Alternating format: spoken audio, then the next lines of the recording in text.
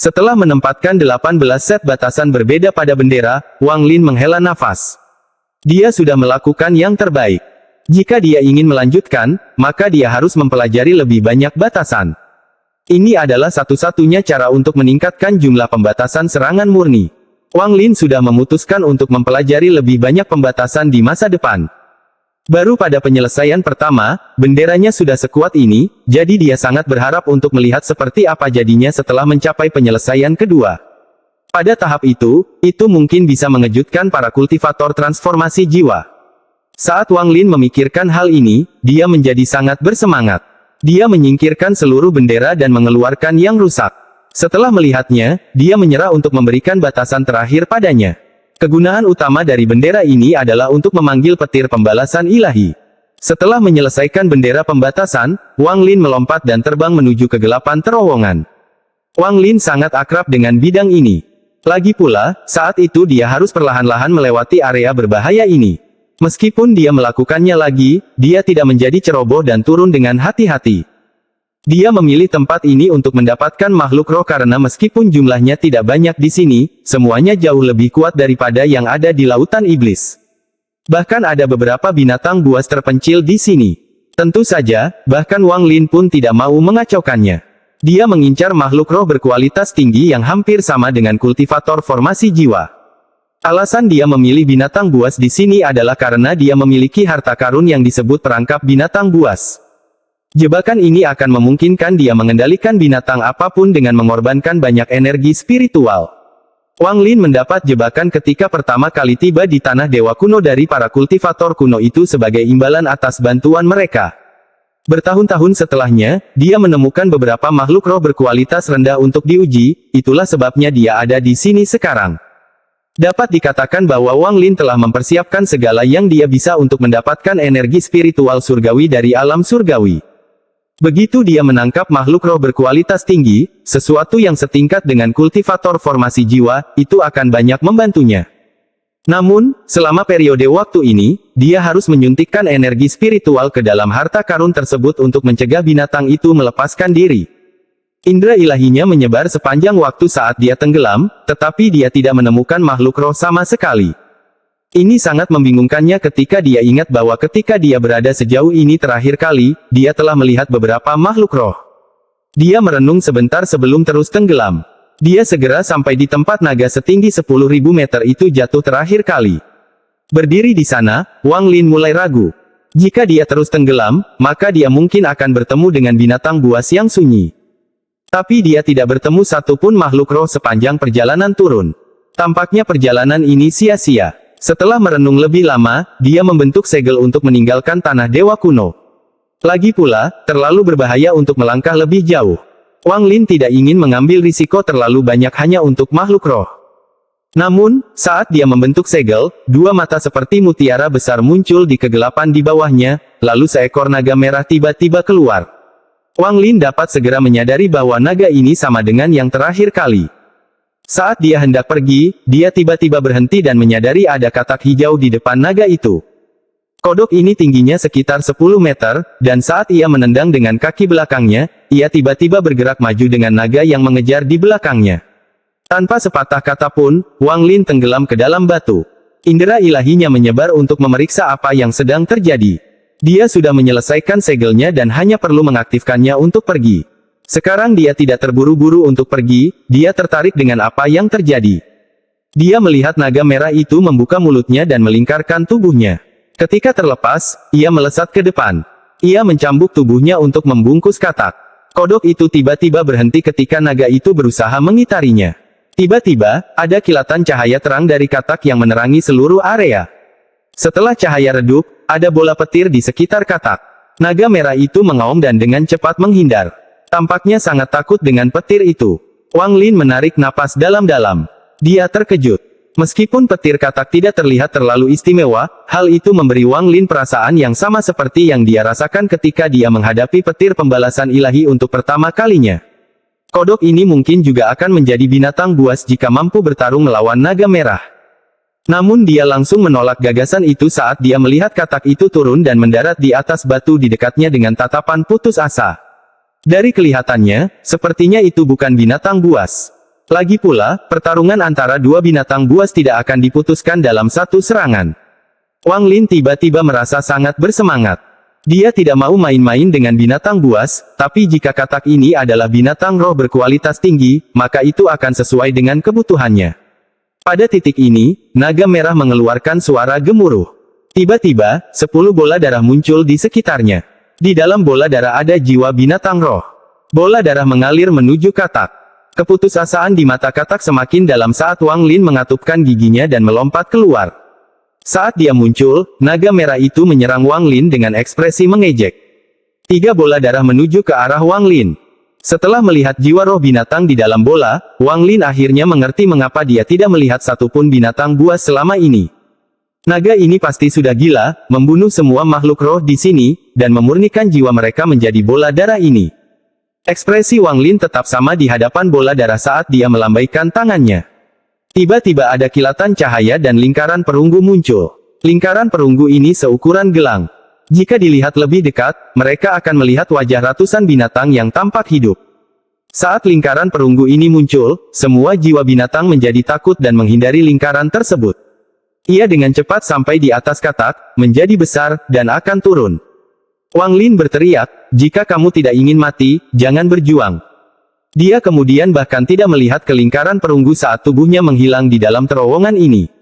Semua ini terjadi dengan sangat cepat. Naga itu tidak akan pernah mengira bahwa Wang Lin akan memiliki kemampuan untuk meninggalkan tempat ini kapan saja. Setelah menyadari kehadiran Wang Lin telah hilang, naga itu mengeluarkan suara gemuruh dan lingkaran darah melebar. Segala sesuatu yang disentuh cincin ini berubah menjadi debu. Katak itu hendak menghindari lingkaran perunggu, tetapi setelah mendengar kata-kata Wang Lin, matanya berbinar. Alih-alih menghindar, ia melompat ke dalam lingkaran perunggu dan membiarkannya mengunci lehernya. Saat cincin merah semakin dekat, katak itu menghilang. Raungan marah naga itu bergema di seluruh terowongan. Wang Lin muncul di pintu masuk. Saat dia muncul, wajahnya langsung menjadi pucat dan dia dengan cepat mengeluarkan beberapa botol pil sebelum duduk untuk berkultivasi. Di sampingnya duduk seekor katak hijau besar. Katak itu memandang sekelilingnya dengan rasa ingin tahu. Di lehernya ada kerah perunggu. Binatang nyamuk itu memperhatikan kehadiran Wang Lin dan segera datang. Namun, ia juga memperhatikan katak itu dan menggeramnya. Katak itu memutar matanya dan menjulurkan lidahnya. Lidahnya terbang seperti kilat ke arah nyamuk, yang mengelak dan langsung menerjang katak dengan belalainya yang tajam. Katak itu memperlihatkan ekspresi jijik sebelum perutnya tiba-tiba membengkak dan bola petir menyambar ke arah nyamuk. Nyamuk itu mengeluarkan suara gemuruh sambil membuka mulutnya, mengeluarkan 10 garis emas yang membentuk jaring, dan menjebak bola petir. Tepat pada saat ini, Wang Lin membuka matanya, mengerutkan kening, dan berteriak, "Cukup!" Katak itu dengan malas menghirup udara dan menelan petir itu lagi. Binatang nyamuk itu dengan kejam menatap katak itu tetapi tidak berani mendekat. Lagi pula, ada perbedaan besar antara nyamuk dan katak. Wajah Wang Lin sedikit pucat. Ketika jebakan itu melingkari leher katak itu, banyak sekali energi spiritual yang tersedot keluar dari dirinya. Ini hampir membuatnya menjadi mumi sebelum berhasil mengendalikan katak tersebut. Saat dia bisa mengendalikan katak itu, dia tiba-tiba merasakan sesuatu di benaknya. Ini adalah informasi tentang binatang yang dia jebak. Kodok ini adalah kodok guntur dan merupakan binatang roh guntur berkualitas tinggi. Menurut pengetahuan Wang Lin, harta karun ini akan mengambil energi spiritual darinya untuk mempertahankan kendali atas binatang itu pada periode waktu tertentu. Interval ini telah ditentukan, jadi setelah meninggalkan perintah agar kedua binatang itu diam, dia duduk dan mulai berkultivasi lagi. 6 hari kemudian, perangkap binatang itu mulai menyerap lebih banyak energi spiritual, tetapi karena Wang Lin sudah bersiap kali ini, dia tidak takut. Setelah berhenti menyerap, dia menelan pil roh untuk memulihkan energi spiritualnya. Dia kemudian berdiri dan melambaikan tangannya. Tiba-tiba, perangkap binatang itu menyusut. Katak itu mengeluarkan raungan enggan saat ia menyusut sebelum kembali ke tangan Wang Lin. Semua wajah binatang itu kini telah hilang dari gelangnya. Mereka digantikan dengan wajah katak. Setelah memastikan interval waktu di mana perangkap binatang itu akan menyedot energi spiritual darinya, Wang Lin bangkit dan bersiap untuk meninggalkan Chaotic Broken Stars. Namun, nyamuk itu mengeluarkan raungan cemas dan menarik perhatian Wang Lin. Dia dengan cepat terbang ke tempat asal garis emas itu dan berhenti. Entah kenapa, keretakan sebesar kepalan tangan muncul lagi. Wang Lin melihatnya, lalu jiwa asalnya meninggalkan tubuhnya dan memasuki celah. Dalam sekejap, dia meraih lusinan garis emas, tapi saat dia hendak pergi, sesuatu yang ratusan kali lebih tebal dari garis emas terbentang dari benda mirip matahari itu. Saat garis tebal ini muncul, ukuran matahari keemasan menyusut. Kemanapun garis tebal itu pergi, garis emas lainnya menghindarinya. Itu menyerang langsung ke arah Wang Lin, dan bahkan sebelum mendekat, Wang Lin merasakan kekuatan destruktif menghampirinya. Mata Wang Lin berbinar dan dia melihat objek ini. Dia tidak menyerang tetapi dengan cepat menarik jiwa asalnya kembali ke tubuhnya dan melarikan diri ke kejauhan. Nyamuk itu sepertinya menyadari sesuatu saat ia menatap garis emas di tangan Wang Lin dan mengikuti dari belakang. Wang Lin hanya mundur sebentar sebelum dia mendengar suara gemuruh dan pusaran yang tak terhitung jumlahnya muncul di samping celah seukuran kepalan tangan. Pusaran itu menyebar hingga membuat celahnya semakin besar, lalu garis emas besar menyerang Wang Lin. Wang Lin tidak menoleh saat dia dengan cepat melarikan diri. Chaotic Broken Stars tidak terlalu besar, jadi dia segera melewati batasan yang telah dia tetapkan. Dia mengambil binatang nyamuk itu, menyimpannya, dan menyerbu ke dalam cincin Chaotic Broken Stars. Saat dia memasuki ring, garis emas yang sangat besar menabrak batasan yang telah ditetapkan Wang Lin. Namun, pembatasan Wang Lin langsung hancur dan tidak mampu menunda garis emas sama sekali. Wang Lin melihat ini dengan akal sehatnya. Hal ini menyebabkan dia mengerutkan kening saat dia terbang keluar dari ring Chaotic Broken Stars. Garis emas itu sepertinya takut dengan cincin Chaotic Broken Stars. Seolah-olah ada kekuatan yang mencegahnya melangkah lebih jauh. Itu melingkar seperti ular dan menunjuk ke arah Wang Lin. Wang Lin berdiri di luar cincin Chaotic Broken Star dan melihat garis emas sebelum pergi. Dia tahu bahwa dua perjalanan menuju celah itu terlalu berlebihan. Mereka jelas menyebabkan sesuatu seperti penguasa garis emas muncul untuk menghentikannya. Ini mungkin alasan mengapa lelaki tua dengan naga penyu hanya mengambil 7 dan pergi. Setelah mengelilingi garis emas dengan wilayah kematiannya, dia mengeluarkan binatang nyamuk itu dan memberikannya padanya. Nyamuk paling baik melahapnya satu per satu. Binatang ini telah diberi makan dengan baik beberapa hari terakhir ini karena garis emas ini sangat bergizi. Berkat garis emas ini, hari di mana ia menjadi makhluk roh berkualitas tinggi tidak lama lagi. Setelah meninggalkan Chaotic Broken Stars, dia merenung sebentar dan kemudian menamparkan tas pegangannya untuk mengeluarkan kuali kecil. Kuali ini adalah benda yang diperlukan untuk pergi ke alam surgawi hujan, kuali hujan. Kuali ini tidak terlalu besar. Itu bisa dipegang dengan satu tangan. Itu juga terlihat sangat biasa tanpa tanda apapun, tetapi jika seseorang melihatnya dengan akal ilahi, mereka akan melihat sepotong aura yang jauh lebih kuat daripada energi spiritual. Aura ini jelas beberapa kali lebih murni daripada energi spiritual. Wang Lin tahu bahwa ini adalah energi spiritual surgawi. Namun, aura ini terlalu lemah untuk digunakan dalam kultivasi. Itu hanya bisa digunakan sebagai kunci untuk membuka gerbang surgawi. Setelah mendapatkan Rain Cauldron ini, Wang Lin telah mempelajarinya berkali-kali. Dia melihatnya sebentar sebelum menyimpannya. Menurut apa yang biasa terjadi, ketika kuali hujan muncul, itu berarti gerbang surga akan segera terbuka. Bertahun-tahun telah berlalu sejak mereka muncul, jadi hari itu akan segera tiba.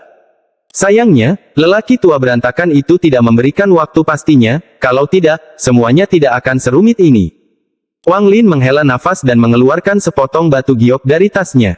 Dia memeriksanya sebentar sebelum melompat ke punggung binatang nyamuk itu dan pergi ke arah Hou Fan. Tujuan berikutnya adalah pergi ke medan pertempuran asing untuk mengumpulkan cukup banyak jiwa pengembara untuk membuat lebih banyak iblis dan membuat persiapan akhir untuk pergi ke alam surgawi. Ada formasi besar di tengah Hou Fan. Ini adalah susunan transfer satu arah yang dibuka setiap 500 tahun agar para murid yang berada di dalam medan pertempuran asing dapat kembali. Pada hari ini, seseorang muncul di luar formasi ini. Orang ini mengenakan pakaian putih, tampak lembut, dan tampak seperti putra keluarga kaya. Matanya seperti bintang dan kulitnya seputih mutiara. Ia mempelajari struktur formasi. Orang ini adalah Wang Lin. Masih perlu beberapa tahun sebelum formasi ini dibuka, tapi dia tidak bisa menunggu bertahun-tahun. Dia memutuskan untuk menggunakan formasi ini dan statusnya sebagai pemangsa jiwa sebagai panduan untuk mencoba transfer terbalik. Setelah mempelajari susunan transfer selama beberapa hari, dia merenung sedikit dan kemudian matanya bersinar ketika dia sedikit mengubah formasi dan berjalan masuk. Dia menyebarkan jiwa asalnya saat perlahan bergabung dengan formasi. Simbol pada formasi perlahan menyala dan berkumpul di tubuhnya. Perlahan, Wang Lin menghilang. Saat dia menghilang, formasinya hancur dan tidak dapat digunakan lagi. Beberapa tahun berlalu. Di susunan transfer di negara kultivasi peringkat 3 di selatan, semua kultivator berkumpul di sana, menunggu utusan dari negara kultivasi peringkat 4 untuk membuka terowongan ke medan pertempuran asing. Sun Wen adalah seorang kultivator dari negara kultivasi Gongsun peringkat 4. Dia di sini untuk menjadi pembawa pesan. Meskipun dia baru berada di tahap akhir dari Nas Chen Sol, keluarganya adalah masalah besar di Gongsun, jadi dia dikirim ke sini untuk mendapatkan pengalaman. Hari ini adalah pertama kalinya dia membuka terowongan ke medan pertempuran asing, jadi dia sedikit gugup, tapi dia lebih menikmati ekspresi kekaguman dari orang lain. Episode 292 kembali. Matahari sudah tinggi di langit. Sun Wen mengenakan jubah biru dan tangannya berada di belakang punggung saat dia duduk di kursi naga yang melayang di udara. Di sampingnya berdiri dua gadis yang sangat cantik. Salah satu dari mereka memegang payung besar untuk memberinya keteduhan, dan yang lainnya memegang mangkuk porselen biru berisi sup plum dingin. Di tanah berdiri banyak sekali kultivator dari negara ini. Semuanya fokus menunggu medan pertempuran asing terbuka. Di antara orang-orang itu terdapat para tetua dari berbagai sekte dan murid-murid utama mereka. Mereka akan berlatih di dalam medan pertempuran asing untuk meningkatkan level kultivasi mereka. Tentu saja, ada juga beberapa murid yang tidak disukai siapapun yang akan dilempar ke medan pertempuran asing untuk membiarkan nasib menentukan hidup dan mati mereka. Waktu perlahan berlalu. Meski cuaca sangat panas, karena orang-orang ini adalah kultivator, tubuh mereka dapat menahan panas, sehingga mereka tidak terlihat lelah sama sekali. Ada beberapa murid muda yang memandang Sun Wen dengan ekspresi kagum. Sun Wen sangat menikmati tatapan seperti ini. Dia melambaikan tangannya dan salah satu gadis segera membawakan mangkuk itu kepadanya. Dia mengambil sendok dan memakan buah plum bersama dengan sedikit sup dan segera merasakan sensasi sejuk menyebar ke seluruh tubuhnya. Plum ini bukanlah plum biasa melainkan ramuan khusus yang tumbuh di Gongsun. Hanya minum seteguk saja akan membantu meningkatkan kultivasi seseorang dalam jumlah yang cukup besar. Hal ini terutama berlaku untuk sup yang dibuat khusus seperti ini. Itu seperti nektar buah plum.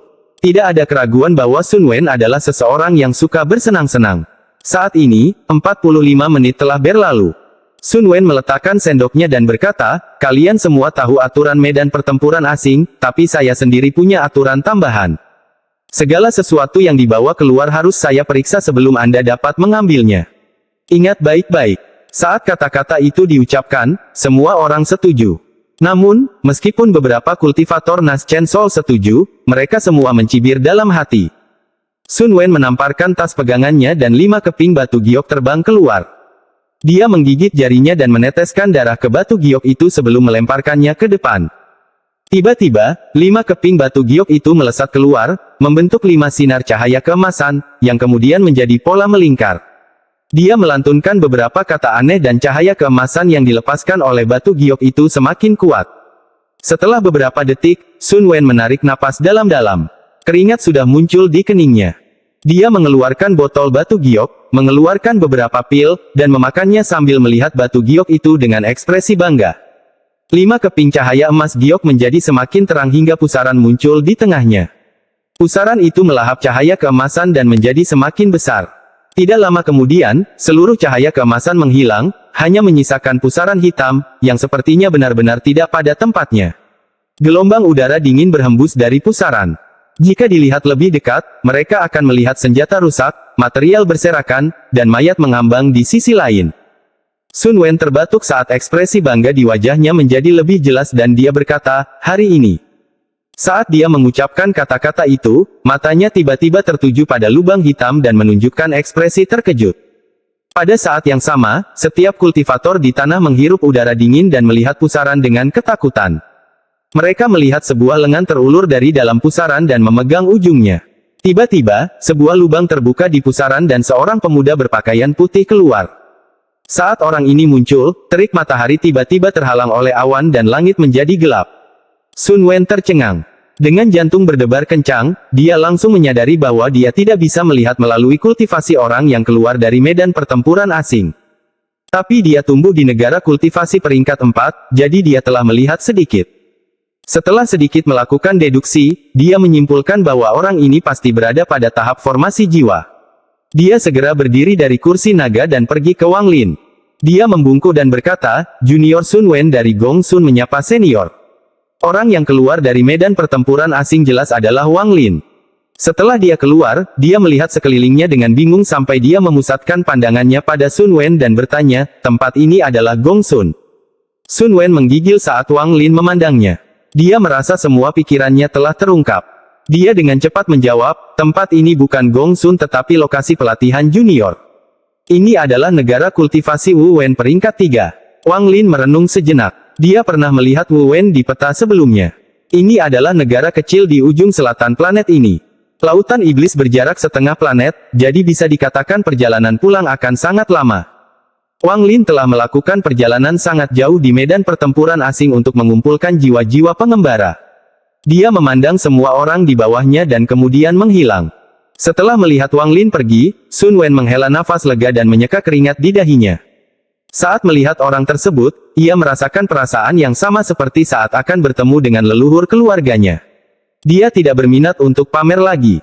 Setelah dengan cepat meninggalkan beberapa patah kata, dia pergi, karena dia harus segera melaporkan hal ini kepada keluarga. Dalam pandangannya, seorang kultivator formasi jiwa yang bisa keluar dari medan pertempuran asing pastilah seseorang yang terkenal. Ketika Wang Lin muncul kembali, dia berada di puncak gunung. Gunung ini disebut Sky Piercer. Itu adalah gunung tertinggi di negara ini menurut peta. Di puncak gunung, Wang Lin mulai merenung. Setelah bertahun-tahun menggunakannya, dia tidak memiliki banyak batu roh kualitas terbaik yang tersisa, dan batu itu sangat langka di Suzaku. Dia memutuskan untuk tidak menggunakannya untuk bepergian lagi. Dia akan menyelamatkan mereka sebagai tindakan terakhir. Perjalanan ke medan pertempuran asing ini sangat melimpah. Tampaknya ketika jiwa asalnya terbentuk, kekuatan pemakan jiwanya juga tampaknya telah berevolusi. Dia dengan lembut mengusap alisnya dan tersenyum tipis. Dia merasa sangat percaya diri dalam perjalanan ke alam surga ini selama dia tidak bertemu dengan kultivator formasi jiwa tahap akhir atau jenius Sueyu.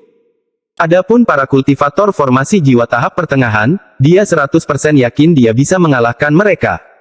Bahkan jika dia bertemu dengan kultivator formasi jiwa tahap akhir, dia masih bisa melarikan diri dengan aman berkat semua persiapan yang telah dia lakukan. Sebenarnya, ada alasan lain selain mendapatkan energi spiritual surgawi yang membuat Wang Lin mempersiapkan sebanyak ini, untuk mempertahankan hidupnya. Agar seorang kultivator dapat memasuki alam surgawi hujan, mereka harus paling banyak menurunkan tingkat kultivasinya ke formasi jiwa. Jika mereka menggunakan kekuatan lebih dari kekuatan level formasi jiwa, ruang di sekitar mereka akan runtuh. Ini berarti ada kemungkinan besar para kultivator transformasi jiwa berada di alam surgawi hujan. Meskipun jumlah orang-orang itu tidak banyak, jumlah mereka tetap sedikit.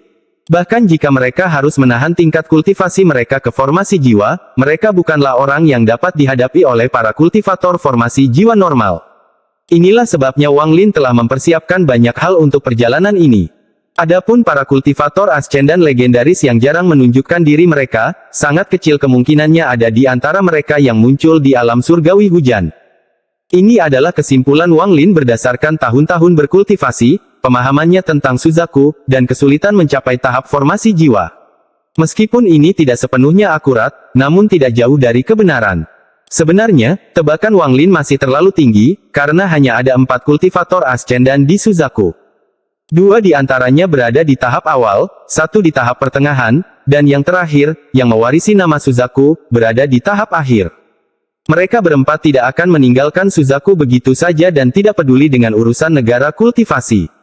Tidak banyak hal yang bisa menggerakkan mereka.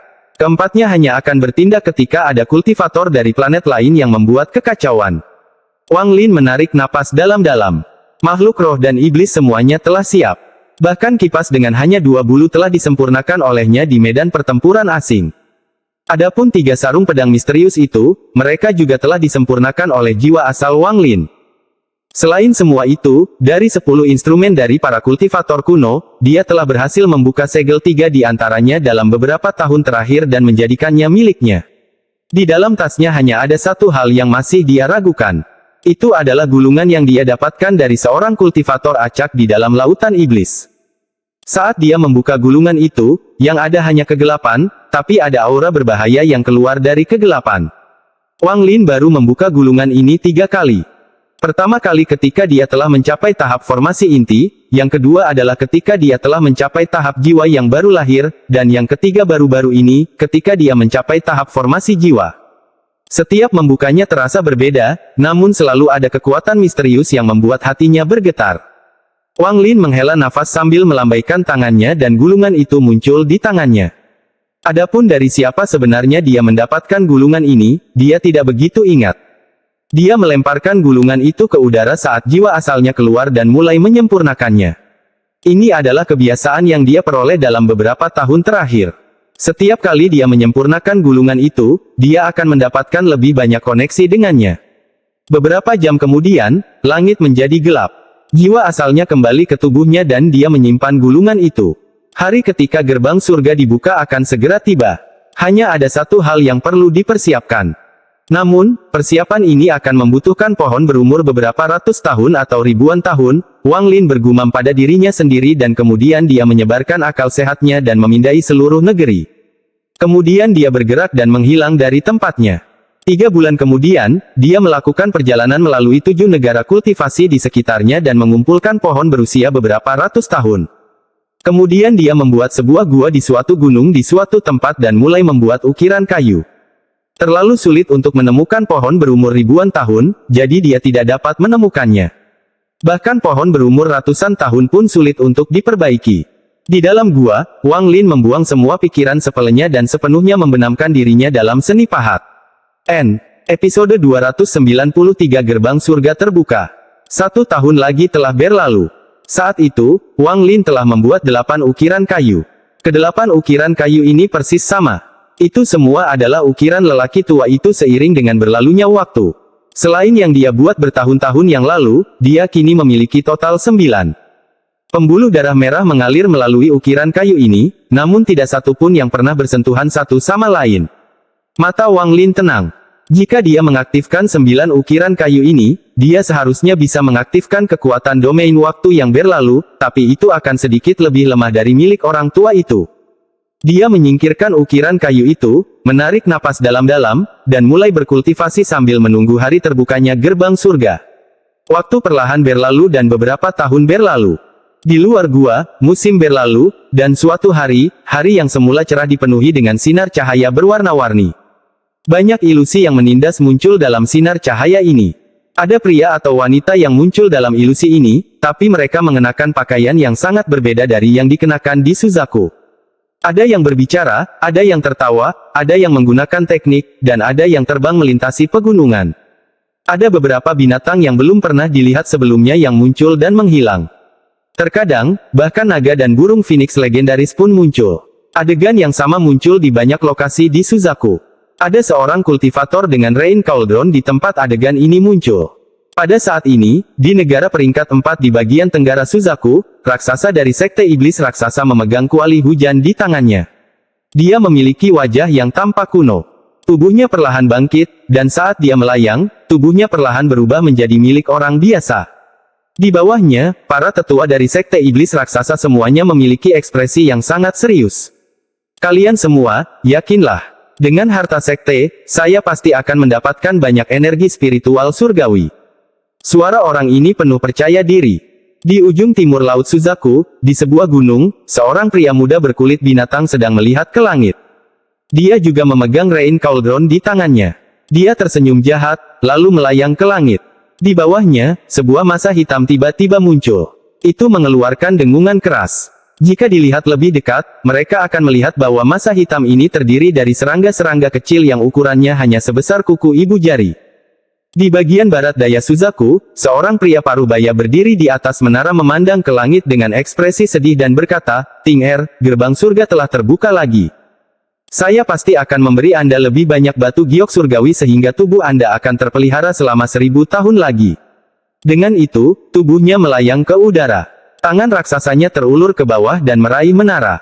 Menara raksasa itu melayang dan menyusut hingga berada di tangannya, lalu dia masuk ke dalam ilusi. Di bagian barat Laut Suzaku, di markas mayat sekte, seorang lelaki tua dengan rambut putih melayang ke langit. Dia menghela nafas dan berkata, "Tugas sulit macam apa ini? Bagaimana jenazah makhluk surgawi bisa dengan mudah didapat? Tubuhku ini akan digunakan. Di tengah Suzaku ada sebuah tempat yang dikelilingi oleh laut. Seluruh benua ini milik satu-satunya negara kultivasi peringkat 6 di planet ini, Suzaku. Saat ini di Suzaku, di sebuah altar besar di tengah negara, duduk seorang wanita seperti peri salju. Dia melihat ke atas ke langit. Di belakangnya diikuti 7 orang tua. Setelah aku pergi, kalian bertujuh segera kembali ke Sueyu. Suara wanita ini tenang, dan setelah mengatakan itu, tubuhnya perlahan melayang ke udara. Saat ini, Wang Lin, yang berada di dalam gua, membuka matanya untuk pertama kalinya setelah beberapa tahun dan bergumam, gerbang surga akhirnya terbuka. Tubuhnya menghilang dari gua. Ketika muncul kembali, dia sudah berada di udara. Sekarang ada sesuatu yang ekstra di tangannya. Itu adalah kuali hujan. Saat Rain Cauldron muncul, ia mulai bersinar terang, kemudian meleleh dan menjadi sepotong energi spiritual surgawi, yang kemudian membawa Wang Lin menuju ilusi. Alam celestial telah hancur dan celestial kuno telah mati. Seluruh alam surga hancur berkeping-keping dalam bencana yang terjadi di masa lalu. Alam surga angin, hujan, guntur, dan petir masing-masing mencakup 4 sistem bintang yang berbeda, jadi setiap kali alam surga terbuka, para kultivator dari berbagai planet akan masuk ke dalamnya. Namun, alam surga telah pecah menjadi banyak bagian, jadi tidak ada kemungkinan besar bagi mereka semua untuk mendarat di bagian yang sama. Saat ini, di negara kultivasi peringkat 2, seorang lelaki tua berpenampilan berantakan sedang memakan kaki ayam sambil tertawa kecil. Itu telah dibuka. Jika Anda menggunakan topi jerami yang diberikan orang tua ini dengan benar, Anda dapat menyelamatkan hidup Anda. Anda mungkin mati di sana jika tidak melakukannya. Wang Lin dikelilingi oleh sepotong energi spiritual surgawi saat ia melayang semakin tinggi. Negara di bawahnya menjadi semakin kecil dan dia merasakan perasaan yang sama seperti saat pertama kali mencari domainnya. Namun, kali ini bukan hanya akal ilahi tetapi seluruh tubuhnya. Akhirnya, dia melihat tanah di bawahnya dan laut di sekitar tanah. Segalanya menjadi semakin kecil hingga dia merasakan lapisan awan tebal di atas kepalanya. Lapisan awan ini mengandung kekuatan tak terbatas, dan tekanan yang diberikannya terasa seperti bisa menghancurkan apapun di dunia.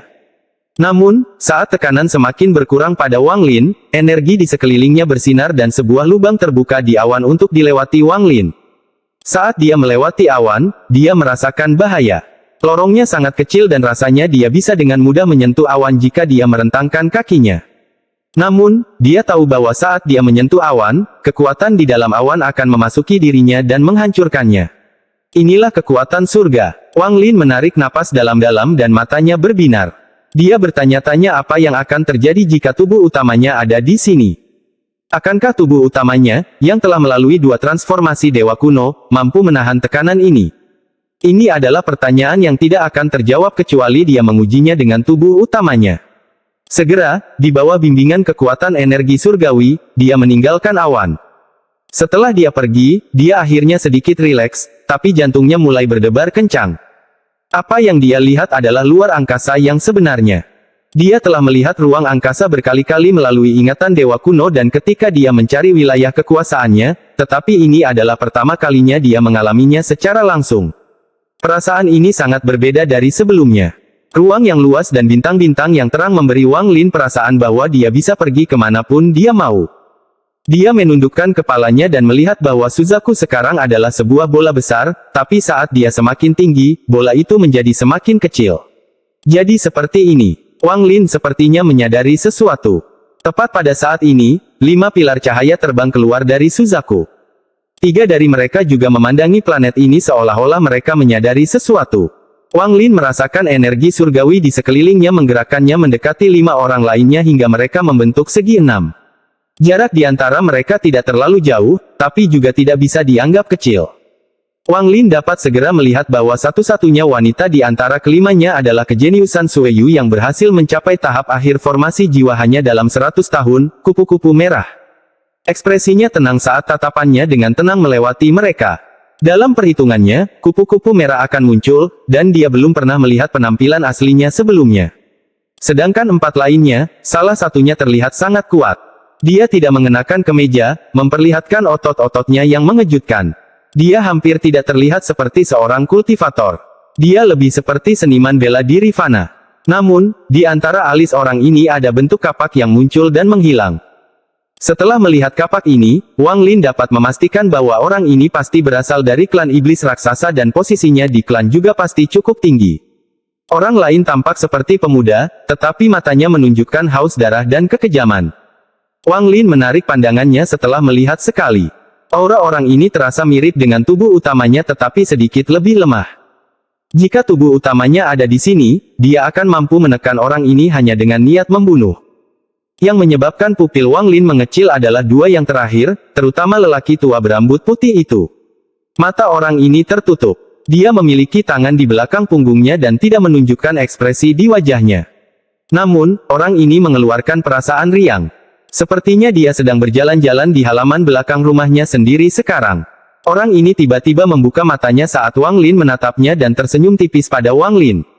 Wang Lin memandang orang ini sebentar sebelum mengalihkan pandangannya ke orang terakhir. Orang ini tampak setengah baya. Dia memegang labu di tangannya dan sesekali meminumnya. Matanya tanpa segalanya. Sepertinya tidak ada yang bisa mengganggunya. Dia tidak menunjukkan reaksi apapun ketika Wang Lin menatapnya. Wang Lin menarik napas dalam-dalam. Masing-masing dari 5 orang ini sangat kuat. Saat Wang Lin mengamati mereka berlima, 4 lainnya, selain pria parubaya yang sedang minum, juga saling memandang. Namun, tidak ada yang berbicara sepanjang waktu. Wang Lin tiba-tiba menyadari bahwa dia tanpa sadar telah menjadi ahli Suzaku. Fakta bahwa dia mampu meninggalkan planet ini dan pergi ke alam surga membuktikan hal ini. Selain lelaki tua dan lelaki parubaya, 3 lainnya tidak meremehkannya sama sekali. Mereka sebenarnya waspada terhadapnya. Wang Lin tersenyum tipis. Saat ini, dia merasa sangat bangga. Siapa sangka bocah lelaki dari desa pegunungan bisa sampai sejauh ini. Mengingat masa lalu, Wang Lin dapat mengatakan bahwa setiap langkah yang diambilnya mengandung situasi hidup dan mati. Episode 294 Intimasi. 6 pilar cahaya terhubung dan membentuk segi 6 sebelum dengan cepat terbang ke kejauhan. Segera, sebuah pintu emas raksasa muncul di hadapan Wang Lin. Pintu ini terlalu besar untuk digambarkan. Ketika orang-orang berdiri di sampingnya, mereka tampak seperti semut. Ada sebuah kata raksasa yang terukir di gerbangnya. Menurut ingatan Dewa Kuno Tusi, itu adalah kata untuk hujan. Ini adalah gerbang alam surgawi hujan. Namun, ada sidik jari di pintu ini, dan dikelilingi oleh retakan. Ada banyak platform rusak di bawah gerbang. Sudah ada beberapa orang di sana, dan hampir semuanya menggunakan platformnya masing-masing. Setelah mereka berenam tiba, lampu di sekitar mereka menghilang dan melemparkan mereka ke depan. Wang Lin mundur sedikit dan mendarat di platform selebar 100 kaki. Adapun 5 lainnya, masing-masing juga memilih platform untuk berdiri. Dia melihat sekeliling dan jantungnya berdetak kencang ketika dia menyadari bahwa semua platform dengan ukuran berbeda memiliki tekstur yang sama.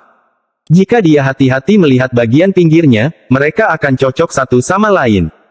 Akibatnya, Wang Lin menduga bahwa bertahun-tahun yang lalu, sebelum alam surgawi runtuh, ada platform yang sangat besar di sini. Setelah melihat cetakan tangan di gerbang, mau tak mau dia bertanya-tanya seberapa besar kekuatan yang dimiliki teknik itu hingga bisa meninggalkan jejak di gerbang surgawi. Sepotong kebanggaan yang baru saja diperoleh Wang Lin menghilang setelah dia melihat ke arah gerbang. Dibandingkan dengan kehadiran misterius ini, dia masih berjuang di dasar. Beberapa saat kemudian, beberapa orang lagi muncul dan mendarat di berbagai platform. Ada berbagai tingkat kultivasi di antara para kultivator, bahkan kultivator Naschen Soul pun muncul. Ini sangat membingungkan Wang Lin. Lambat laun, seiring semakin banyak orang yang datang, platform yang ada tidak mencukupi. Salah satu pemuda berpakaian hitam melihat sekeliling dan menemukan bahwa tidak ada lagi platform yang terbuka, jadi dia mendarat di salah satu platform di sebelah seorang wanita tua. Platform ini lebarnya sekitar 300 kaki. Belum lagi 2 orang, cukup ruang untuk menampung 20 orang. Tapi saat pemuda itu mendarat di peron, mata wanita tua itu berbinar, dan dia berkata, dengan suara serak, "Enyahlah." Wajah pemuda itu menjadi dingin. Dia hendak berbicara, tetapi wanita tua itu mengerutkan kening. Tangannya mengulurkan tangan dan meraihnya. Tiba-tiba pemuda itu berteriak. Dia dengan cepat mundur dan nyaris menghindari bahaya. Ekspresinya sangat jelek ketika dia melihat wanita tua itu, berbalik, dan mendarat di platform lain di dekatnya. Di peron itu duduk seorang pria parubaya. Dia adalah salah satu orang yang datang bersama Wang Lin. Dia hanya duduk di sana, minum sendiri, dan sepertinya tidak peduli ada orang tambahan di peron. Pemuda berpakaian hitam itu merenung sejenak sebelum duduk di tepi peron. Matanya berbinar dan dia sesekali menatap wanita tua itu. Tidak lama kemudian, orang lain datang. Wajah orang ini muram. Dia berada pada tahap awal formasi jiwa. Setelah dia tiba, dia menyadari bahwa semua platform telah diambil dan segera terbang ke samping. Tidak ada yang tahu apakah itu disengaja atau tidak, tapi untung saja, dia terbang menuju tempat keenam orang dari Suzaku berada. Tubuhnya muncul di platform tempat pria dari klan iblis raksasa berada dan dengan dingin berkata, "Minggir."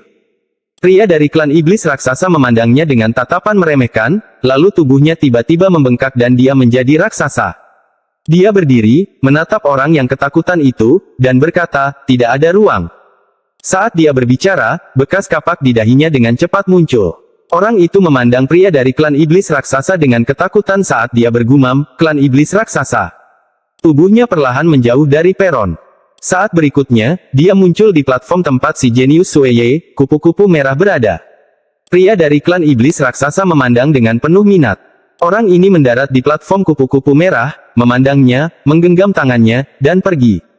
Dia memperhatikan bahwa kupu-kupu merah ini berada pada tahap akhir formasi jiwa. Dia bukanlah seseorang yang bisa dia ganggu. Karena itu, dia melayang di udara dan tatapannya melewati semua orang di sekitarnya. Dia menyerah pada lelaki tua berambut putih setelah melihatnya sekali, dan untuk pria parubaya, dia menyerah juga karena sudah ada orang lain di peron. Akhirnya, dia memilih dua platform bersama Wang Lin dan pemuda yang matanya dipenuhi haus darah. Dia menyerah pada pemuda itu karena dia tidak terlihat seperti orang yang mau menyerah begitu saja. Hal ini dapat menyebabkan pertempuran besar dan itu bukanlah hasil yang dia inginkan. Dan Wang Lin tampak seperti seorang cendekiawan lemah yang tampaknya lebih mudah ditindas. Mata orang ini berbinar dan dia tiba di platform Wang Lin. Pada saat ini, bahkan pria parubaya yang sedang minum mengangkat kepalanya dan menoleh. Pria dari sekte iblis raksasa juga menoleh. Ketertarikan pada matanya semakin dalam. Kupu-kupu merah terus merasa seperti dia mengenal orang berpenampilan terpelajar ini tetapi sepertinya tidak dapat mengingat apapun. Bahkan dia menoleh untuk mencoba melihat apakah dia bisa melihat sesuatu dengan melihat tekniknya. Pria muda yang dipenuhi haus darah dan pria tua berambut putih juga menoleh. Bagaimanapun, Wang Lin juga berasal dari Suzaku seperti mereka. Orang itu berdiri di platform tempat Wang Lin berada dan dengan dingin berkata, "Rekan kultivator, silakan tinggalkan platform ini dan cari yang lain." Meskipun suaranya dingin, setelah mengalami kemunduran berturut-turut, kesombongannya telah menurun drastis. Mata Wang Lin tenang saat dia melihat orang itu dan tidak mengucapkan sepatah kata pun. Dia melambaikan tangannya dan sebuah gelang terlepas dari tangannya dan berubah menjadi katak besar. Saat katak ini muncul, ekspresi orang tersebut berubah saat dia berseru, "Katak petir." Katak guntur ini hanyalah salah satu harta karun Wang Lin, jadi dia tidak takut mengungkapkannya. Barang-barang yang ada di tasnya adalah kartu as aslinya, jadi dia tidak keberatan menggunakan katak petir ini untuk mengintimidasi orang. Jika orang-orang melawan Wang Lin di masa depan dan bersiap menghadapi katak petirnya, maka mereka tidak akan siap menghadapi gerakan mematikannya yang sebenarnya. Terlebih lagi, jelas sekali bahwa kekuasaan adalah segalanya di sini. Jika dia tidak menunjukkan kekuatan yang baik, maka akan ada lebih banyak masalah di masa depan. Ini juga mengapa Wang Lin memutuskan untuk mengeluarkan katak ini. Saat katak petir muncul, perutnya membengkak dan mengeluarkan bola petir. Orang itu dengan cepat mundur ketika tangannya membentuk segel dan roda yin dan yang muncul.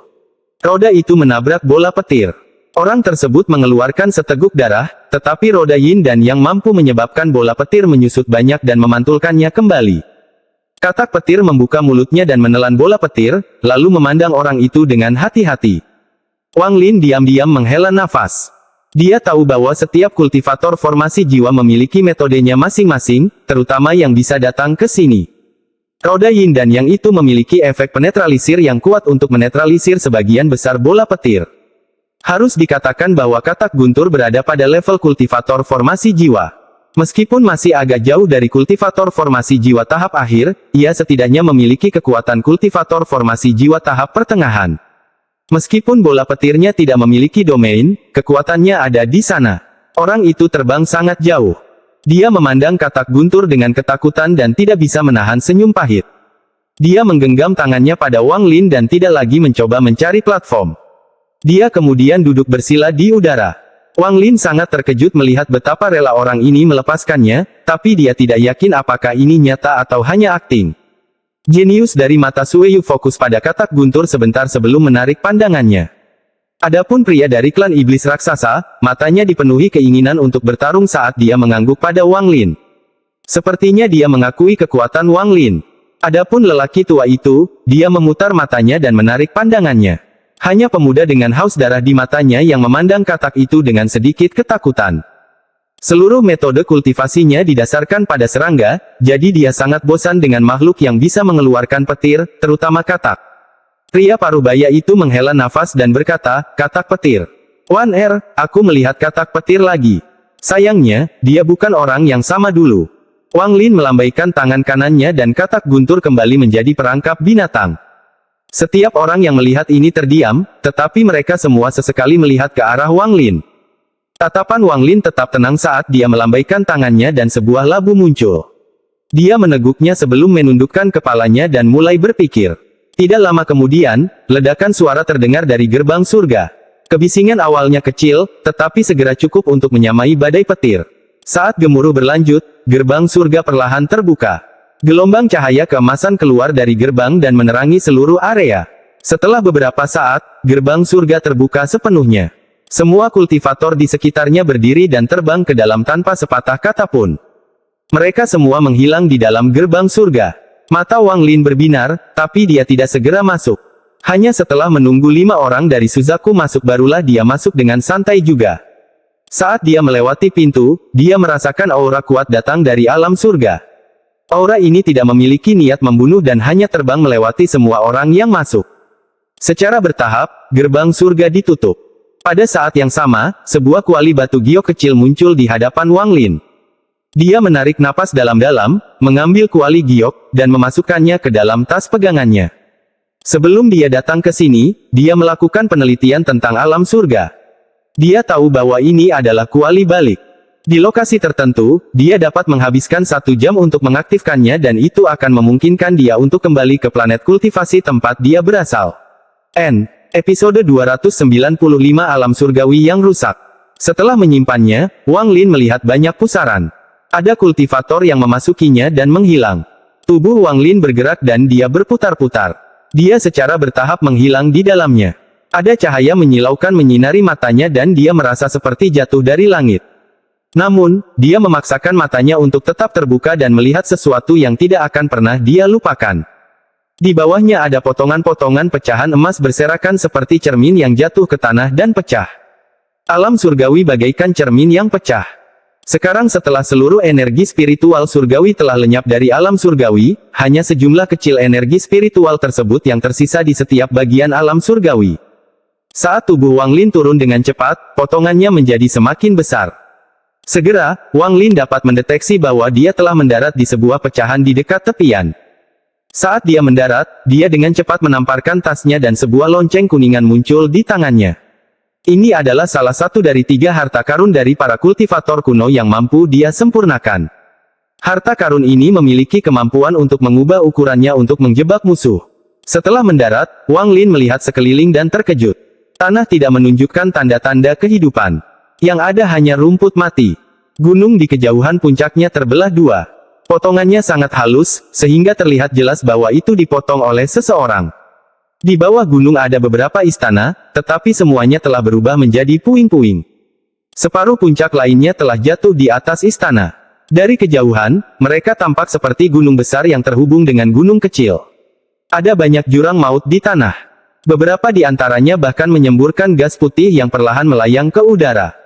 Ini adalah dunia yang mati. Wang Lin merenung sejenak dan bergumam, ini adalah alam surgawi. Meskipun mengetahui fakta bahwa alam surgawi telah dihancurkan, bahkan ketika dia berdiri di sini, Wang Lin masih tidak dapat mempercayainya. Di zaman kuno, ketika seseorang mencapai tahap formasi jiwa, mereka akan mendengar panggilan alam surgawi. Bagi para kultivator, alam surgawi adalah tempat suci. Tempat suci yang tidak boleh dilanggar. Tapi sekarang Wang Lin melihat sekelilingnya dan tidak bisa menahan diri untuk tidak terdiam. Setelah beberapa saat, dia melihat istana di kejauhan dan bergerak ke arah itu. Meskipun tidak terlihat jauh, setelah terbang beberapa saat, Wang Lin menyadari adanya kekuatan yang datang dari langit. Gaya ini membuatnya sangat sulit mencapai kecepatan tertentu saat terbang. Wang Lin tiba di istana setelah sekian lama. Dia terguncang karena melihat reruntuhan dari dekat. Dari melihat reruntuhannya, Wang Lin dapat melihat betapa kayanya alam surgawi. Satu-satunya bahan yang digunakan untuk membangun istana ini adalah batu roh. Meskipun Wang Lin pernah melihat bangunan yang terbuat dari batu roh murni di Chu, tempat tinggal Limuan, dibandingkan dengan ini, perbedaannya terlalu besar. Wang Lin tidak bisa melihat ujung istana di kejauhan. Hanya dengan melihat reruntuhannya saja, orang bisa melihat betapa menakjubkannya tempat ini sebelum dihancurkan. Namun, setelah bertahun-tahun berlalu, semua batu roh ini telah kehilangan energinya. Faktanya, banyak dari mereka akan berubah menjadi debu saat disentuh. Wang Lin menghela nafas. Jadi ini alam surgawi. Sambil berjalan melewati reruntuhan, Wang Lin mulai merenung. Daerah ini tidak memiliki energi surgawi yang dia cari. Yang ada hanya kesedihan. Di tengah istana, Wang Lin berhenti dan ketakutan melihat pemandangan di depannya. Daerah itu benar-benar runtuh ke dalam. Setelah melihatnya dengan cermat, dia dapat melihat bahwa itu adalah cetakan tangan. Wang Lin tercengang. Saat dia melihat cetakan tangan itu, dia memikirkan cetakan tangan di gerbang surga. Kekuatan cetakan satu tangan mampu menghancurkan area seluas itu. Wang Lin percaya bahwa dia bisa melakukannya kembali di Suzaku juga, tapi ini adalah alam surgawi. Segala sesuatu di alam surgawi jauh lebih sulit daripada hal-hal di luar, dan tempat ini dipenuhi oleh para kultivator pada tahap formasi jiwa atau lebih tinggi yang telah mengembangkan energi spiritual surgawi. Jika semua ini diperhitungkan, maka cetakan tangan ini sangat menakutkan. Wang Lin berjongkok di samping cetakan tangan itu dan menyentuhnya dengan tangannya. Tiba-tiba, aura kematian yang kuat keluar dan memasuki tubuh Wang Lin melalui lengannya. Domain hidup dan mati Wang Lin tiba-tiba diaktifkan. Setelah sekian lama, dia menarik napas dalam-dalam. Teror di matanya menjadi semakin kuat. Ia hanya merasa pada cetakan tangan tersebut masih terdapat sisa-sisa aura penggunanya, sehingga ia mengalaminya setelah menyentuhnya. Namun, semakin dia merasakannya, semakin dia menyadari betapa kuatnya penggunanya. Setelah berdiri, mata Wang Lin berbinar. Dia terbang ke udara dan menekan tangannya ke bawah di area yang sama. Setelah sekian lama, dia menggelengkan kepalanya, menggerakkan cetakan tangan itu, dan terus berjalan di sekitar reruntuhan.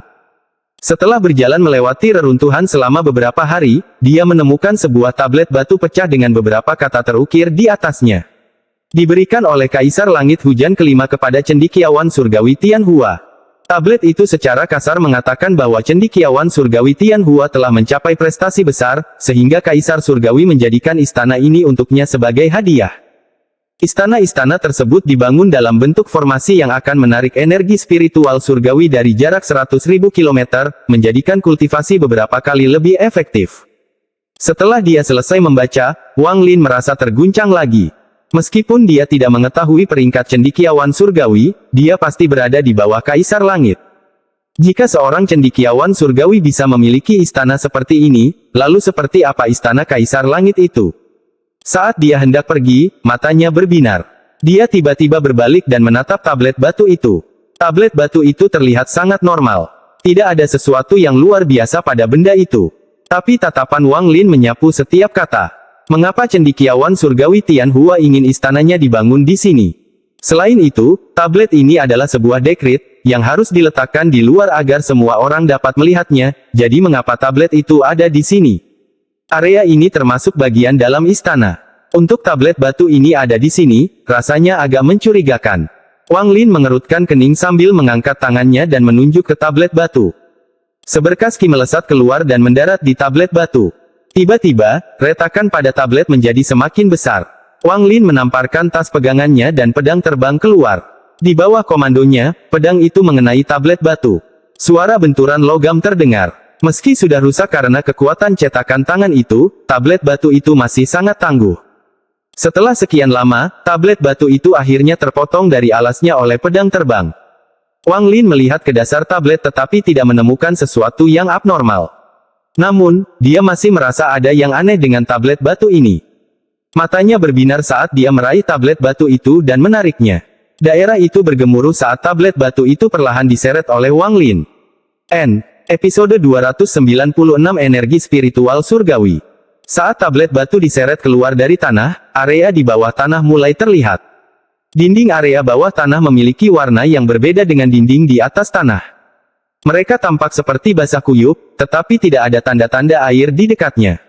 Mata Wang Lin berbinar. Menurut logika, tempat ini telah ditinggalkan selama bertahun-tahun yang tak terhitung jumlahnya, dan meskipun terdapat banyak bagian dari alam surgawi, setiap kali gerbang surgawi dibuka, orang-orang masuk. Oleh karena itu, meskipun ada pecahan yang belum pernah diinjak oleh siapapun, pecahan tersebut sangat langka dan sulit ditemukan. Pada dasarnya, sebagian besar fragmen alam surgawi telah dikunjungi oleh para kultivator sebelumnya. Tablet batu ini adalah sebuah tanda yang biasanya ditempatkan di luar, namun terletak di sini, dekat pusat istana. Ditambah fakta bahwa ada tanda yang menunjukkan bahwa ia telah lama terkubur di bawah tanah, Wang Lin akhirnya mulai memahami apa yang sedang terjadi. Tablet batu ini pasti telah dipindahkan oleh seorang kultivator pada salah satu pembukaan alam surgawi sebelumnya untuk menyembunyikan sesuatu. Kalau tidak, tanda-tanda di bagian bawah tablet batu itu tidak akan ada. Jika dibiarkan, bagian bawahnya pada akhirnya akan mengering dan mulai retak. Setelah memastikan gagasan ini, matanya berbinar dan dia mengangkat lengannya. Beberapa kaki terakhir dari tablet batu yang berada di bawah tanah ditarik oleh Wang Lin. Saat tablet batu itu ditarik keluar, sepotong energi spiritual surgawi keluar dari bawahnya. Tidak banyak. Saat itu muncul, itu akan menghilang. Wang Lin mengungkapkan ekspresi bahagia saat dia dengan cepat menjebak energi spiritual surgawi ini dan menyempurnakannya. Tepat pada saat ini, ledakan sonik tiba-tiba terdengar dari kejauhan saat sesuatu terbang melintasi langit seperti kilat. Benda ini ditutupi oleh formasi berbentuk segi delapan. Seorang kultivator berjubah hijau dengan pedang terbang di belakang punggungnya keluar dari formasi. Saat dia muncul, dia dengan cepat terbang menuju reruntuhan seolah dia punya target. Wang Lin segera menyadarinya dan mengerutkan kening. Namun, dia mengabaikan kecepatan orang itu dan fokus pada pemurnian energi spiritual surgawi. Sepotong energi spiritual surgawi itu menjadi setetes cairan setelah dimurnikan oleh Wang Lin untuk sementara waktu. Wang Lin tahu bahwa energi surgawi harus dimurnikan oleh seorang kultivator menjadi batu roh agar dapat dilestarikan. Namun, waktu yang dibutuhkan untuk menyempurnakannya bergantung pada tingkat kultivasi seseorang. Kecepatan kultivator berjubah hijau itu sangat cepat. Ketika dia menyadari ada sesuatu yang tidak beres, wajahnya tiba-tiba berubah dan dia berteriak, "Berhenti!" Dia menggunakan beberapa teknik yang tidak diketahui dan kecepatannya menjadi lebih cepat. Wang Lin mengabaikannya, karena kultivator berjubah hijau itu memiliki tingkat kultivasi yang sama dengannya, formasi jiwa tahap awal. Dia tidak melihat kultivator itu sebagai ancaman sama sekali dan hanya menghitung waktu kedatangan orang itu sambil fokus pada pemurnian energi spiritual surgawi. Ketika kultivator berjubah hijau melihat bahwa Wang Lin tidak hanya berhenti, namun dia mempercepat proses pemurnian, dia dengan marah berteriak, "Area ini ditemukan oleh Sekte Pedang Dalou saya 3000 tahun yang lalu. Jika kamu tidak berhenti sekarang, Sekte Pedang Dalou ku akan datang untukmu." Suara kultivator terdengar dari kejauhan. Meskipun Wang Lin hanya bisa mendengar sebagian, dia memahami gambaran umumnya. Dia mencibir. Bagaimana mungkin segala sesuatu sudah ada pemiliknya, apalagi sesuatu seperti energi spiritual surgawi? Apa yang dikatakan orang itu sungguh konyol. Dia melambaikan tangan kanannya. Gelang itu dengan cepat terlepas dari tangannya dan berubah menjadi katak hijau besar. Saat katak guntur muncul, perutnya membengkak dan kemudian mengeluarkan bola petir yang terbang menuju kultivator berjubah hijau. Wajah kultivator berjubah hijau itu tiba-tiba berubah. Dia sangat takut dengan bola petir itu. Dia menamparkan pedang itu di belakang punggungnya, lalu pedang itu tiba-tiba keluar dan bersinar seperti matahari sambil melayang di atas kepalanya. Kultivator berjubah hijau membentuk segel dan menunjuk ke arah bola petir. Pedang itu menebas dan kemudian pedang ki yang tebal dan kuat turun dari langit. Kecepatannya sangat cepat saat mendarat di atas bola petir. Bola petir terpotong menjadi dua dan jatuh ke samping, membentuk dua kawah dengan asap putih keluar darinya. Wajah kultivator berjubah hijau itu memerah saat dia memaksakan darah yang keluar dari tenggorokannya. Pedang ini adalah salah satu dari 7 pedang harta karun dari Sekte Pedang Dalou. Jika itu melawan seseorang yang lebih lemah darinya, dia bisa dengan mudah mengendalikannya. Bahkan melawan seseorang dengan tingkat kultivasi yang sama, dia dapat dengan mudah membunuh mereka hanya dengan pedang ki di dalam pedang. Namun, katak guntur itu seperti kultivator formasi jiwa tingkat menengah. Meskipun bola petir tidak memiliki domain, itu bukanlah sesuatu yang dapat dikendalikan oleh seorang kultivator biasa. Ini adalah keterampilan serangan unik yang diberikan kepada katak petir dengan senjatanya. Karena itu, dia hanya bisa memberikan segalanya dan menang dengan merugikan dirinya sendiri. Dengan bantuan katak guntur, Wang Lin akhirnya selesai menyempurnakan energi spiritual surgawi. Kini ada kristal ungu seukuran sebutir beras di tangannya. Kristal kecil ini setara dengan setengah energi spiritual Zhao yang terkondensasi menjadi satu.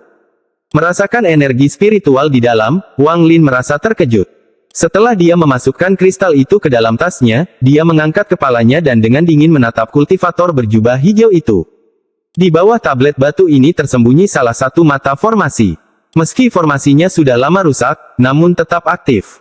Setelah sekian lama, ia masih mengumpulkan energi spiritual surgawi hingga menghasilkan sepotong energi spiritual surgawi yang murni. Sekte Pedang Dalau itu pasti meletakkan tablet batu itu di sini karena mereka takut orang lain menemukannya. Setiap kali gerbang celestial dibuka, mereka akan mengirim seseorang ke sini untuk memanen energi spiritual celestial. Alasan mereka tidak menggunakan batasan apapun dan malah menggunakan tablet batu adalah karena mereka takut ada yang memperhatikan. Tidak peduli seberapa bagus formasi yang dibuat, masih ada jejaknya, dan akan selalu ada orang dengan kultivasi surgawi yang dapat dengan mudah melihatnya. Pada akhirnya, mereka memutuskan untuk menempatkan tablet batu di sini dan tidak membatasi. Dengan cara ini, akan lebih sulit menemukannya. Wang Lin mencibir sambil meletakkan tangan kanannya di atas lubang dan mencubitnya dengan kejam. Suara berderak terdengar saat mata formasi itu pecah. Itu tidak akan pernah bisa digunakan lagi.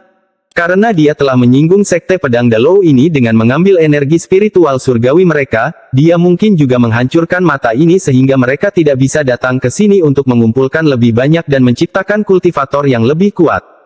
Kultivator berjubah hijau menatap Wang Lin. Dia meraung, lalu menunjuk Wang Lin. Pedang itu berbalik ke arah Wang Lin dan pedang Qi yang 2 kali lebih besar dari terakhir kali jatuh dari langit seolah-olah akan membelah langit menjadi 2. Setelah mengirimkan pedang Qi ini, dia batuk darah dan tubuhnya sangat lemah. Dia bahkan tidak melihat hasilnya dan langsung pergi. Mata Wang Lin berbinar. Tanpa berkata apa-apa, dia menunjuk ke alisnya, menyebabkan keluarnya gas hitam. Gas tersebut berubah menjadi jiwa pengembara. Mereka menyerang ke depan dan bertabrakan dengan pedang Qi. Di saat yang sama, katak petir mengeluarkan suara gemuruh. Perutnya membengkak lagi dan mengeluarkan bola petir lain yang sedikit lebih besar dari yang terakhir. Mau lari. Wang Lin menamparkan tas pegangannya dan mengeluarkan sebuah bendera kecil. Bendera pembatasan yang telah mencapai penyelesaian tahap pertama ini sangat kuat. Itu berubah menjadi asap hitam, mengelilingi Wang Lin, dan dengan cepat membawanya ke depan. Pedang Qi itu pertama kali diserang oleh lebih dari 100 jiwa pengembara. Meskipun jiwa pengembara langsung hancur ketika mereka menyentuh pedang Qi, kekuatan lebih dari 100 jiwa pengembara tidak bisa dianggap enteng. Jiwa pengembara membuat pedang Qi menyusut 1/5 dari ukuran aslinya dan membuatnya redup. Setelah itu, bola petir bertabrakan dengan pedang Qi. Bola petir menghilang, tetapi pedang Qi menyusut menjadi sebagian kecil dari ukuran aslinya. Tidak ada lagi cahaya yang keluar darinya setelah bertabrakan dengan bola petir. Akhirnya, Wang Lin keluar. Karena dia berada di bawah perlindungan bendera pembatas, pedang Qi tidak lagi memiliki kekuatan untuk menghentikannya dan dihancurkan oleh beberapa batasan. Wang Lin tidak melambat sama sekali. Dengan perlindungan bendera pembatasan, dia menyerang kultivator berjubah hijau yang melarikan diri. Saat kultivator berjubah hijau melarikan diri, dia menyebarkan kesadaran ilahi dan terkejut dengan apa yang dilihatnya. Dia tidak akan berani percaya bahkan dalam mimpi terliarnya bahwa orang ini akan mampu menghancurkan pedangnya Qi dengan mudah. Bagaimana mungkin dia tidak kaget? Ekspresi Wang Lin tetap sama. Pedang itu sangat aneh dan memiliki pedang Qi yang sangat kuat di dalamnya. Jika bukan karena dia datang dengan persiapan penuh, dia akan terluka oleh pedang Qi hari ini. Wang Lin sekali lagi menyadari bahwa tidak ada kultivator formasi jiwa yang bisa memasuki alam surgawi yang boleh diremehkan. Saat dikelilingi oleh bendera pembatasan, kecepatan Wang Lin sangat cepat. Jarak antara dia dan kultivator berjubah hijau dengan cepat menyusut. Wajah kultivator berjubah hijau itu muram. Dia menggunakan teknik rahasia itu lagi dan kecepatannya meningkat pesat. Dia tiba di tempat dia mendarat dan dengan cepat membentuk segel. Melihat formasi itu muncul, dia sedikit santai. Begitu dia masuk ke dalam formasi, dia bisa pergi ke fragmen lain. Ada banyak pecahan, jadi orang yang mengejarnya tidak akan bisa mengejarnya. Dia mencibir. Tunggu saja. Kali ini, Sekte Pedang Dalou saya memiliki 4 orang yang memasuki alam surgawi. Begitu aku menemukan kakak laki-lakiku, kami akan datang dan membunuhmu bersama. Anda tidak akan bisa meninggalkan alam surgawi. Episode 297 meninggal sebelum dilahirkan. Mata Wang Lin berbinar dan tubuhnya tiba-tiba menghilang di dalam bendera pembatasan. Namun, sangat sulit bagi kultivator berjubah hijau untuk menyadarinya. Lagi pula, kultivator berjubah hijau hanya berada pada tahap awal formasi jiwa, sementara indera ketuhanan Wang Lin berada pada level indera ketuhanan kultivator formasi jiwa tahap akhir.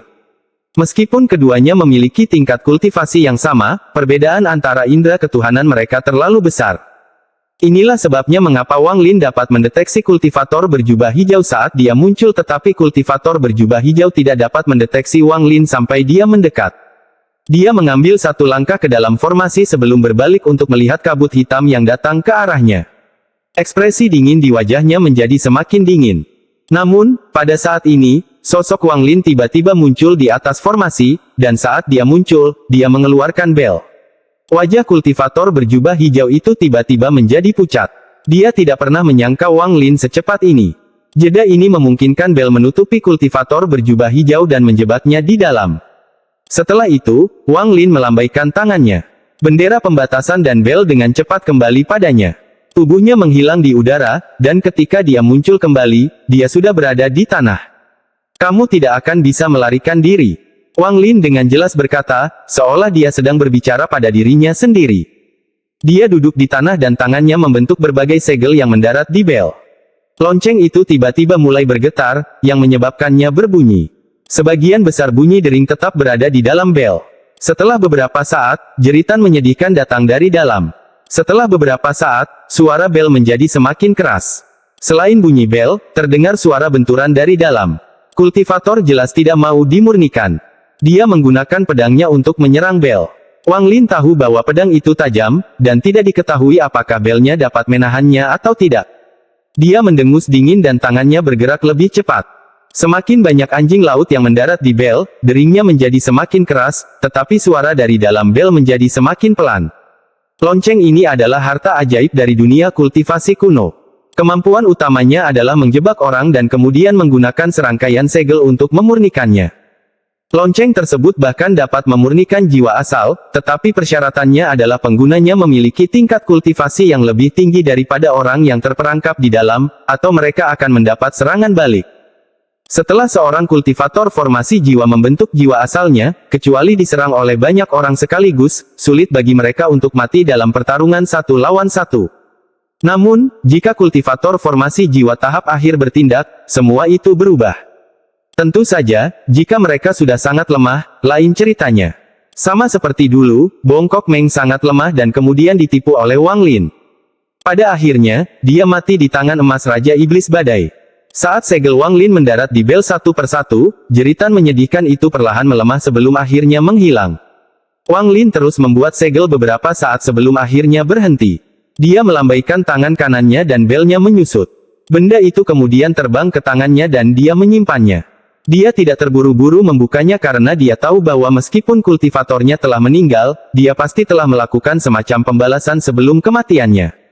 Pembalasan seorang kultivator formasi jiwa sebelum kematian sangat menakutkan, jadi dengan kehati-hatian Wang Lin, bagaimana dia berani memeriksanya. Dia memutuskan untuk terus menyempurnakannya selama 10 hari, setengah bulan, atau bahkan lebih lama, hingga semuanya telah disempurnakan. Langkah Wang Lin ini sangat unik. Dia berdiri. Katak petir telah berubah kembali menjadi gelang perunggu dan kembali ke pergelangan tangannya. Dia kemudian merenung sebentar. Saat dia hendak mencari bagian ini dengan hati-hati, ekspresinya tiba-tiba berubah. Dia mengeluarkan bendera larangan untuk melindungi dirinya sendiri dan segera duduk setelah melemparkan beberapa pil ke dalam mulutnya. Energi spiritual di dalam tubuhnya dengan cepat diserap oleh gelang perunggu. Setelah sekian lama, akhirnya berhenti dan Wang Lin membuka matanya.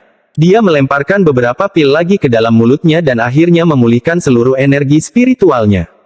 Wang Lin bergumam, awalnya, setiap 6 hari sekali, tapi sekarang menjadi 4 hari sekali. Meskipun katak petir ini berguna, namun memeliharanya membutuhkan terlalu banyak energi spiritual. Di masa depan, saya harus menuangkan energi spiritual ke dalam gelang terlebih dahulu, karena jika ini terjadi dalam perkelahian, itu akan berbahaya. Dia berdiri dan terbang menuju istana. Setelah tidak menemukan apapun di istana, dia memperluas pencariannya. Fragmen yang dia pakai tidak terlalu besar, tapi juga tidak terlalu kecil. Itu seukuran Zhao. Meskipun dia dapat menutupi keseluruhan fragmen dengan indera keilahiannya, energi spiritual surgawi bukanlah sesuatu yang dapat dideteksi oleh indera keilahiannya kecuali dia berada di dekatnya. Wang Lin menghabiskan 1 bulan mencari fragmen ini. Ia menemukan bahwa selain istana itu, tidak ada bangunan lain di sekitarnya. Ada banyak lubang di tanah yang dengan jelas menunjukkan perjuangan yang dialami makhluk surgawi ketika alam surgawi runtuh. Suatu hari, Wang Lin tiba di satu-satunya gunung lain di pecahan itu. Namun bentuk gunung ini sangat aneh. Itu tampak seperti kunci besar. Gunung ini dalam kondisi bagus, namun semua pohon di atasnya sudah lama mati. Ketika Wang Lin menyentuh dahan di salah satu pohon, dahan itu langsung berubah menjadi debu. Melihat banyak pohon di gunung, Wang Lin tersenyum pahit. Andai saja pohon-pohon ini masih hidup. Masing-masing dari mereka adalah pohon berumur 1000 tahun. Beberapa bahkan merupakan pohon berumur 10.000 tahun. Jika dia menggunakan pohon-pohon ini untuk membuat ukiran kayu, Wang Lin percaya bahwa kekuatan ukiran kayu tersebut akan meningkat beberapa kali lipat. Sayangnya, Wang Lin tidak mau menyerah saat dia mencari-cari. Setelah memeriksa setiap pohon di gunung, dia menghela nafas tanpa daya. Di puncak gunung, Wang Lin menemukan sebuah gua. Pintu gua ini sudah hancur dan dipenuhi debu. Tempat itu tampaknya tidak tersembunyi dengan baik dan Wang Lin tidak menyangka akan menemukan sebuah gua yang belum pernah dikunjungi siapapun sebelumnya. Gua itu tidak terlalu besar. Hanya memiliki 7 atau 8 kamar. Wang Lin memeriksa gua tetapi tidak menemukan apapun. Seseorang pasti datang dan mengosongkannya bertahun-tahun yang lalu. Sebelum memasuki gua, Wang Lin sudah bersiap. Meskipun dia tidak menemukan apapun, dia tidak berkecil hati. Alasan dia masuk ke dalam gua adalah untuk melihat apakah dia dapat menemukan sisa-sisa pembatasan. Dia ingin melihat seperti apa batasan yang digunakan oleh makhluk surgawi. Jika dia bisa mempelajarinya, itu akan sangat membantu dalam mencapai 9.999 batasan pada bendera pembatasan. Setelah diperiksa dengan cermat, dia menemukan bahwa sebagian besar batasan telah hilang, tetapi ini tidak berlaku untuk semuanya. Dia dengan senang hati menemukan bahwa di salah satu ruangan, ada beberapa sisa batasan. Pembatasan ini pastinya tidak terlalu kuat. Itu hanya digunakan untuk menutup pintu. Meski sudah pecah, masih ada serpihan yang tertinggal di sisi pintu. Mata Wang Lin berbinar dan dia mulai mempelajarinya. Pembatasan benda langit mirip dengan pembatasan kuno yang diketahui Wang Lin, tetapi masih ada perbedaan. Sebenarnya pembatasan hanya sekedar formasi tetapi jauh lebih dinamis. 3 hari kemudian, Wang Lin meninggalkan gua. Sepotong pembatasan telah dihafal sepenuhnya olehnya. Dia turun gunung. Saat dia hendak pergi, dia tiba-tiba menemukan bahwa semua pohon di gunung telah berubah menjadi debu dan menghilang. Namun kini, semua debu berterbangan di udara dan bergerak seolah-olah sedang dikendalikan. Ekspresi Wang Lin tetap sama saat dia perlahan terbang ke langit. Dia melihat ke bawah dari atas dan ekspresinya tiba-tiba berubah serius. Melihat awan debu dari posisinya, sepertinya membentuk 2 kata. Selamatkan aku. Wang Lin mengerutkan kening. Debu perlahan menghilang. Dari atas, gunung itu tampak lebih mirip gembok, dan guanya tampak seperti lubang kunci. Wang Lin merenung sebentar, tapi dia tidak kembali untuk memeriksanya. Tempat ini sangat aneh, jadi dia tidak mau terus menjelajah. Lebih penting lagi, dia yakin bahwa dia bukanlah orang pertama yang menyadari ada sesuatu yang tidak beres di gunung ini. Jika iya, mengapa gunung ini masih ada? Memikirkan hal ini, Wang Lin menjadi semakin tidak mau memeriksanya. Dia perlahan mundur dan pergi. Bahkan jika benda langit dikunci di sini, Wang Lin masih tidak mau mencoba apapun jika itu melibatkan mempertaruhkan nyawanya. Wang Lin telah mencari secara menyeluruh fragmen tersebut selama beberapa hari terakhir dan tidak menemukan energi spiritual surgawi lagi. Karena itu, dia memutuskan untuk memeriksa bagian lain. Sebelum pergi, dia menuangkan energi spiritual ke dalam gelang perunggu. Setelah tiba di susunan transfer yang digunakan oleh kultivator berjubah hijau, dia merenung sejenak sebelum mengeluarkan bel. Cara meninggalkan pecahan menurut pengetahuan Wang Lin adalah dengan terus terbang hingga melewati penghalang di langit. Kemudian dia akan dikembalikan ke titik awal di mana dia bisa memasuki pusaran dan ditempatkan secara acak pada pecahan lain. Namun metode yang digunakan oleh kultivator berjubah hijau ini untuk muncul di fragmen ini sangatlah aneh. Dia tiba melalui array transfer. Hal ini membuat Wang Lin berani menebak. Beberapa sekte kuno mampu membuat beberapa susunan transfer setelah memasuki alam surga berkali-kali. Susunan transfer ini akan memungkinkan para murid sekte itu untuk melakukan perjalanan di antara fragmen-fragmen yang pernah dikunjungi sekte tersebut sebelumnya. Mata Wang Lin berbinar. Dia melemparkan bel di depannya dan mulai membentuk lebih banyak segel. Setelah 2 hari lagi, Wang Lin memperkirakan bahwa meskipun kultivator formasi jiwa ini telah melakukan pembalasan setelah kematian, itu sudah hampir hilang sekarang. Memikirkan hal ini, dia melambaikan tangan kanannya dan belnya perlahan membesar. Dengan keras, asap berwarna pelangi keluar dari bagian bawah bel saat bel terbuka. Wang Lin melihat bahwa di dalam, hanya ada tas berisi pegangan dan pedang. Tapi tiba-tiba, pedang itu berdengung dan seberkas sinar pedang ki seukuran lengan ditembakkan. Wang Lin mencibir. Dia menunjuk dengan jarinya dan pedang ki menghilang. Bersamaan dengan itu terdengar jeritan saat bagian terakhir dari jiwa asal menghilang. Kultivator berjubah hijau telah menempatkan jiwa asalnya di dalam pedang untuk menyerang terakhir kalinya sebelum kematian. Namun, setelah dimurnikan begitu lama, jiwa aslinya tidak dapat menahannya lagi. Upaya terakhirnya dengan mudah dihentikan oleh Wang Lin. Episode 298 Hantu. Setelah mengambil pedang kuno itu, dia memindainya dengan akal sehatnya dan segera menjadi bersemangat. Dia menarik napas dalam-dalam sebelum memasukkan pedang ke dalam tas pegangannya. Pedang ini sangat kuat. Namun, dia tidak pernah mengira bahwa struktur pedangnya akan mirip dengan bendera pembatas. Ada banyak batasan yang diterapkan pada pedang dan semuanya merupakan batasan serangan murni. Hasilnya, pedang ini menjadi sangat kuat, dan karenanya berguna bagi Wang Lin. Wang Lin menelusurinya dan memperhatikan bahwa sebagian besar pembatasan adalah pembatasan yang belum pernah dia lihat sebelumnya. Pembatasan ini dilakukan pada kelompok 3 orang dengan jumlah 300 kelompok. Pembatasan dalam jumlah besar ini bukanlah sesuatu yang bisa dipelajari Wang Lin dalam waktu singkat. Dia menahan keinginannya untuk segera mempelajarinya dan mengeluarkan tas milik kultivator berjubah hijau itu. Dia memindainya dengan akal sehatnya dan kemudian ekspresinya menjadi aneh lagi. Setelah sekian lama, Wang Lin menghela nafas. Membunuh orang demi harta karun di alam surgawi memang menggoda.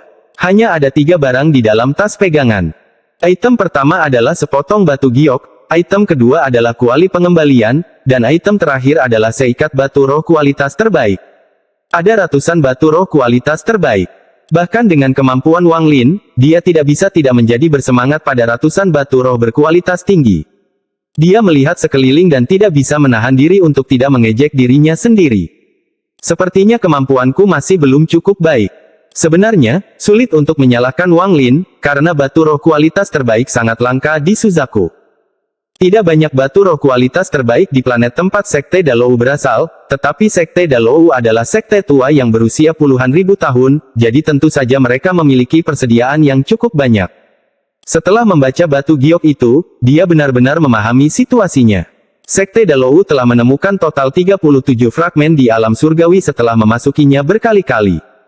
Mereka kemudian secara diam-diam menempatkan susunan transfer pada masing-masingnya. Namun, susunan transfer dibuat di alam surgawi, sehingga tidak dapat diaktifkan oleh batu roh biasa.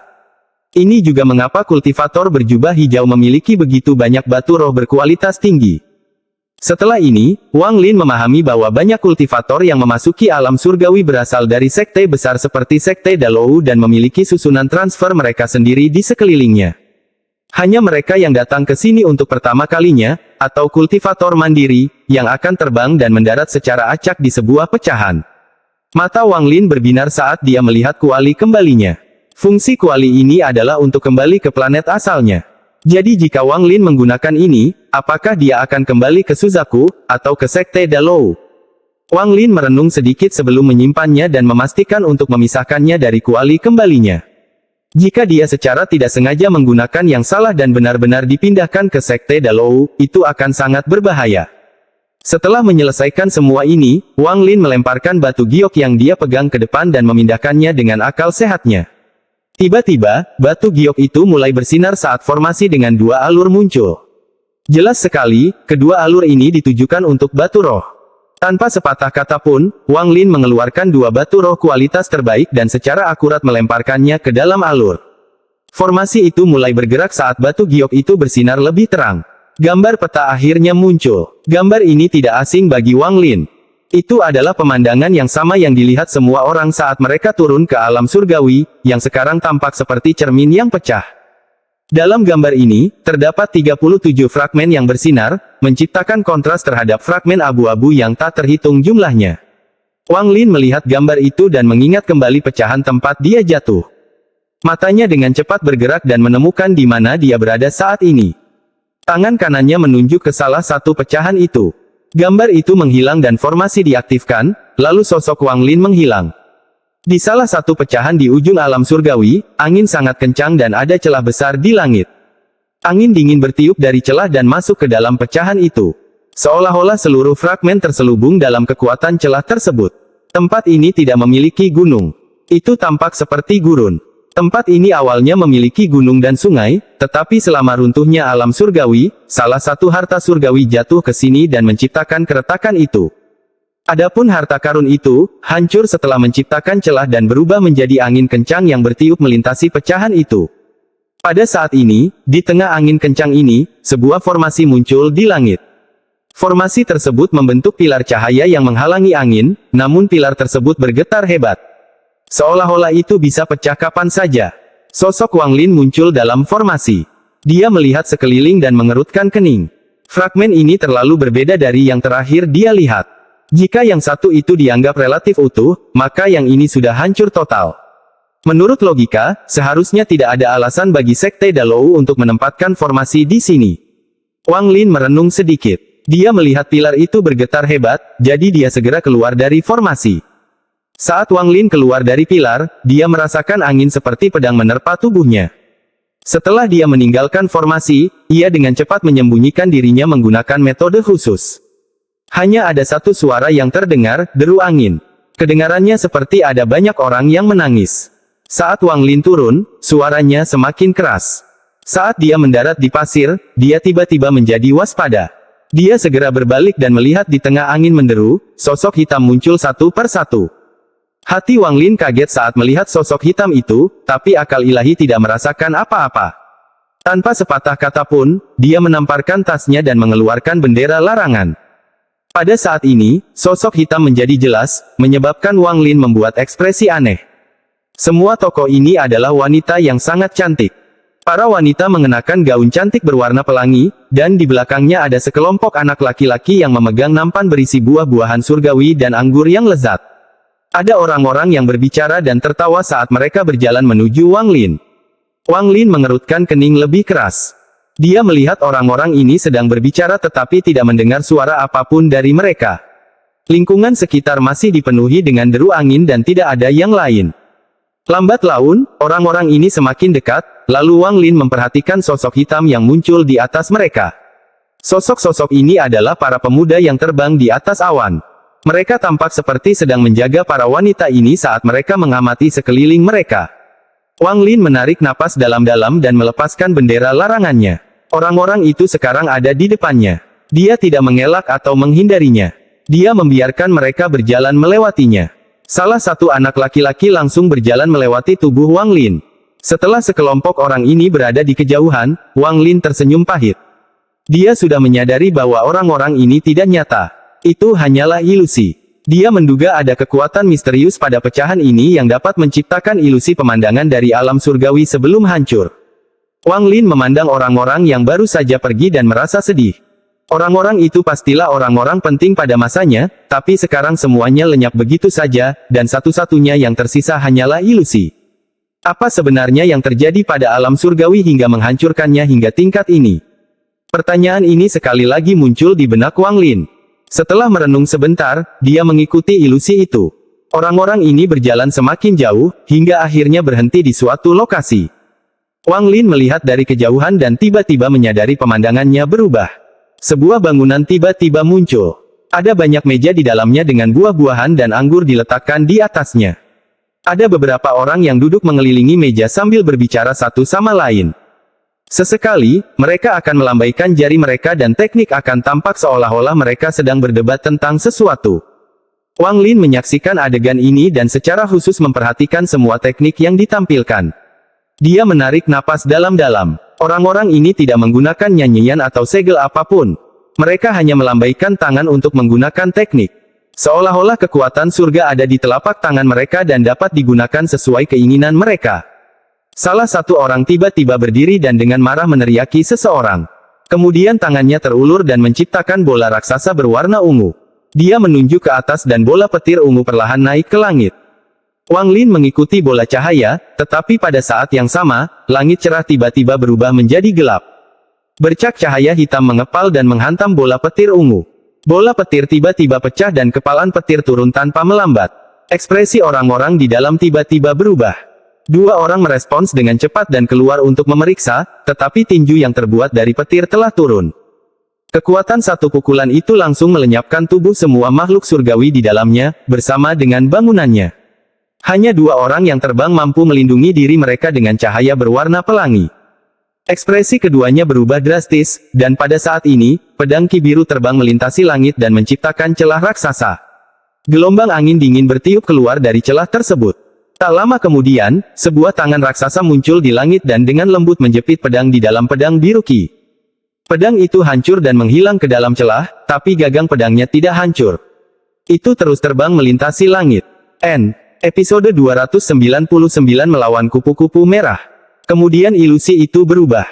Kali ini, banyak makhluk surgawi terbang ke langit dengan wajah dipenuhi amarah. Tapi pada saat ini, tangan yang menghancurkan pedang itu berbalik dan jatuh ke tanah. Sinar cahaya perak tiba-tiba terbang keluar dari tangan dan menuju ke arah Wang Lin. Wang Lin asyik dengan adegan ini dan tiba-tiba terkejut. Saat cahaya perak muncul, dia menjadi waspada dan membuang jebakan binatang itu.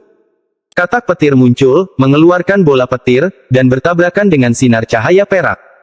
Setelah serangkaian suara gemuruh, katak petir itu mundur 100 kaki. Ekspresi Wang Lin muram saat dia melompat ke katak guntur dan pergi ke wanita di balik cahaya perak. Wang Lin perlahan berkata, kupu-kupu merah. Ketika dia tenggelam dalam ilusi, wanita ini tiba-tiba muncul dan menyerangnya tanpa sepatah kata pun. Jika kesadaran ilahi Wang Lin belum mencapai tingkat formasi jiwa tahap akhir, maka dia akan berpikir bahwa cahaya perak adalah bagian dari ilusi dan akan terbunuh di tempat. Ekspresi kupu-kupu merah terasa dingin ketika dia menatap Wang Lin dan berkata, kamu memang mengenalku. Bicaralah, siapa kamu sebenarnya? Ekspresi Wang Lin tetap tenang saat dia berkata, siapa yang tidak tahu kejeniusan Sueyu? Kupu-kupu merah dengan dingin berkata, tidak mau mengatakannya. Maka sebaiknya kamu tetap di sini selamanya. Dengan itu, dia mengangkat tangan kanannya dan seberkas cahaya perak muncul di telapak tangannya. Dia dengan dingin menatap Wang Lin. Wang Lin tertawa terbahak-bahak. Matanya berbinar dan dia berkata, saya mendengar kupu-kupu merah berhasil mencapai tahap akhir formasi jiwa hanya dalam 100 tahun. Meski 100 tahun bukanlah waktu yang lama, itu adalah seumur hidup bagi manusia. Aku ingin tahu, apakah orang tuamu masih hidup? Kupu-kupu merah mengerutkan kening. Dia melambaikan cahaya perak di tangannya dan kemudian langit tiba-tiba tertutup bintik cahaya perak. Cahaya mulai menyinari Wang Lin. Wang Lin menamparkan katak petir itu, lalu perutnya membengkak dan mengeluarkan bola cahaya. Bola petir melayang ke udara, lalu Wang Lin berteriak, meledak. Tiba-tiba, bola petir meledak dan sinar petir menghalangi titik cahaya perak. Ini memberikan waktu bagi Wang Lin untuk mundur dengan cepat. Adapun katak guntur, setelah meludahkan bola petir, ia dengan cepat mundur bersama Wang Lin. Saat Wang Lin mundur, dia berteriak, kupu-kupu merah, apakah orang tuamu punya anak lain? Jika tidak, bukankah itu berarti tidak ada orang yang mengirim mereka pergi? Itu berarti kamu kurang berbakti. Kupu-kupu merah mengerutkan kening lagi saat dia dengan dingin menatap Wang Lin dan menyerangnya. Dia melambaikan tangan kanannya dan pedang terbang tiba-tiba muncul di atas kepalanya. Pedang terbang itu ditembakkan setelah Wang Lin dengan kecepatan terbang beberapa kali lipat. Ada petunjuk adanya domain di dalam pedang terbang itu. Pedang terbang itu berisi domain tanpa emosi yang begitu kuat sehingga kepingan salju mulai muncul di sekitar pedang. Mata Wang Lin berbinar. Dia menamparkan tas pegangannya dan bendera pembatasan muncul. Kabut hitam tiba-tiba mengelilingi area tersebut. Kabut membentuk bentuk naga dan menyerang pedang terbang. Selanjutnya, Wang Lin tidak mundur lagi. Sebaliknya, dia menghilang di dalam kabut hitam. Ketika dia muncul kembali, dia berada beberapa meter di belakang kupu-kupu merah. Tangannya membentuk segel dan energi spiritual di tubuhnya bergerak dan pusaran hitam putih muncul. Pada saat ini, wilayah hidup dan mati meluas dari pusaran ini. Kupu-kupu merah mengerutkan kening lagi dan berkata, "Ketahuilah tempatmu." Dengan itu, dia mengangkat tangan kanannya dan meraih udara. Tiba-tiba, 5 sinar energi dingin keluar dari jarinya dan membentuk 5 gunung bersalju, semuanya jatuh ke arah Wang Lin. Salju ini lahir di langit dan mati di bumi. Mata Wang Lin tetap tenang saat pusaran hitam dan putih diaktifkan. Meskipun musuhnya adalah kultivator formasi jiwa tahap akhir, karena dia ingin membunuhnya, dia setidaknya harus memberinya perlawanan. Pusaran hidup dan mati tiba-tiba membesar. 5 gunung bersalju segera mulai mencair, dan saat turun ke pusaran, gunung tersebut telah menyusut hingga kurang dari setengah ukuran aslinya. Saat mereka bertabrakan, sepotong domain tanpa emosi memasuki tubuh Wang Lin, menyebabkan dia batuk seteguk darah. Darah segera berubah menjadi es setelah keluar dari tubuhnya. Wang Lin bisa merasakan tubuhnya dikelilingi oleh rasa dingin. Ingatannya tentang keluarga dan orang yang dicintainya mulai memudar. Hati Wang Lin tidak panik. Dia tahu bahwa begitu semua kenangan ini hilang, dia akan menjadi pembunuh tanpa emosi. Hal ini akan menjadi benih dalam pikirannya bagi kupu-kupu merah untuk mengendalikan hidup dan matinya. Domain hidup dan mati diaktifkan di tubuhnya. Adegan ketika ia berubah menjadi manusia fana, kehidupan dan kematian orang tua dan Niu, dan berbagai pengalaman sebagai manusia memadat di hatinya. Menggunakan momen kejelasan ini, Wang Lin berteriak, 100 tahun. Seumur hidup dan cinta orang tua bukanlah sesuatu yang bisa dihapuskan oleh surga. Kupu-kupu merah, meskipun orang tuamu telah memasuki siklus reinkarnasi dan sudah mengawasimu dari belakang, apakah kamu berani berbalik dan melihat? Meskipun ekspresi kupu-kupu merah tetap sama, Wang Lin bisa merasakan bahwa wilayah tanpa emosi di tubuhnya telah sedikit melemah. Ranah hidup dan mati berputar di sekujur tubuhnya dengan cepat saat tubuhnya menghilang. Ketika dia muncul kembali, dia berada di atas katak petir. Dia kemudian dengan cepat mundur. Wang Lin mengibarkan bendera pembatasan di tangannya dan 100 naga yang terbuat dari asap pembatasan menyerang kupu-kupu merah. Wang Lin menggunakan beberapa saat untuk memaksa domain tanpa emosi keluar dari tubuhnya sehingga tidak lagi membahayakan dirinya. Ekspresinya gelap, karena apa yang baru saja terjadi sangat berbahaya. Jika ada yang tidak beres, ia akan menjadi bagian dari siklus dan tidak lagi memiliki hak untuk bersaing dengan surga. Domain kultivator formasi jiwa tahap akhir benar-benar kuat. Wang Lin menarik napas dalam-dalam. Sebenarnya, saat kupu-kupu merah menyerangnya secara diam-diam, pertarungan mereka telah dimulai. Wang Lin telah melihat taktik hati es. Kuncinya adalah mengusir semua emosi dan kemudian menghancurkan dan memurnikannya hingga seseorang mencapai keadaan tanpa emosi. Ini adalah hati Dao kupu-kupu merah. Sejak pertama kali dia melihat taktik panas es, Wang Lin memikirkan tentang bagaimana kupu-kupu merah telah mencapai tahap akhir formasi jiwa hanya dalam 100 tahun. Di satu sisi, itu menunjukkan betapa kuatnya dia, tapi di sisi lain, itu juga salah satu kelemahan terbesarnya. Tanpa waktu untuk melatih hati Dao seseorang, mereka tidak bisa dibandingkan dengan monster tua yang telah hidup lebih lama. Selain itu, hanya dengan 100 tahun, tidak ada cara untuk menghapus seluruh emosinya. Inilah sebabnya Wang Lin membesarkan orang tuanya. Hanya dengan membuatnya mengingat masa lalu dan merasakan sedikit emosi yang digunakan Wang Lin untuk menghancurkan hati Dao-nya, barulah dia memiliki peluang untuk menang. Tapi hati Dao wanita ini teguh dan tidak terpengaruh oleh kata-kata Wang Lin. Hanya ketika Wang Lin mengaktifkan domain hidup dan mati untuk melawan domain tanpa emosi barulah dia menyadari bahwa kata-katanya berhasil. Meskipun dia tidak banyak bicara dan efeknya tidak terlihat jelas, kata-katanya menanamkan benih di dalam hatinya. Jika dia tidak bisa menghilangkan benih ini, dia tidak akan pernah mencapai tahap transformasi jiwa. Wang Lin menarik napas dalam-dalam. Ia tahu dengan bakat kupu-kupu merah, benih ini tidak akan bertahan lama. Namun, jika dia berulang kali menyentuh titik lemah itu dan membuktikan bahwa wilayah hidup dan matinya adalah jalan yang sebenarnya sedangkan wilayah tanpa emosinya memiliki kekurangan, maka wanita ini tidak lagi menakutkan. Kupu-kupu merah tidak peduli dengan naga-naga yang menyerbu ke arahnya. Saat naga mendekat, jiwa asal kupu-kupu merah keluar dan dia melambaikan tangannya. Cincin cahaya biru melebar dan kemudian semua naga berubah menjadi es. Dia menatap ke arah di mana Wang Lin mundur dan matanya menjadi lebih dingin. Dia mengerti apa maksud Wang Lin. Awalnya, itu tidak akan menjadi masalah, tapi domain Wang Lin sangat aneh. Dia berhasil mendapatkan sepotong kehidupan dan kematian dari siklus reinkarnasi. Saat pegunungan bersalju mendarat di pusaran, dia dengan jelas merasakan wilayah hidup dan mati memasuki tubuhnya, menyebabkan kenangan masa lalu teringat kembali. Meskipun dia dapat dengan cepat menghapus gambar-gambar itu, kata-kata Wang Lin masuk ke telinganya.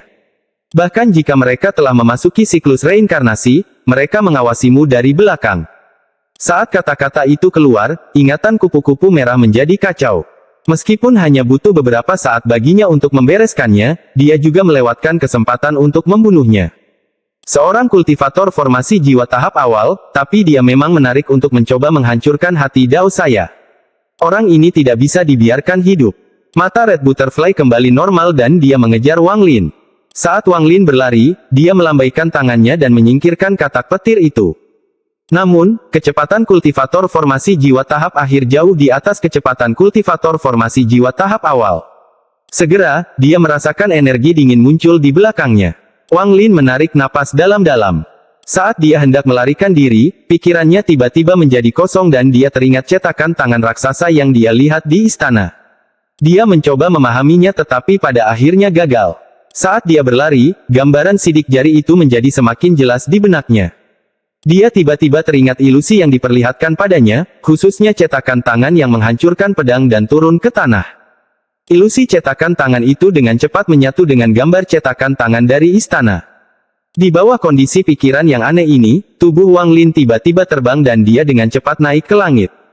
Kupu-kupu merah mencibir sambil mengejarnya dan berpikir, tidak masalah jika kamu berlari ke depan atau ke atas. Kamu tidak akan bisa lolos semudah itu.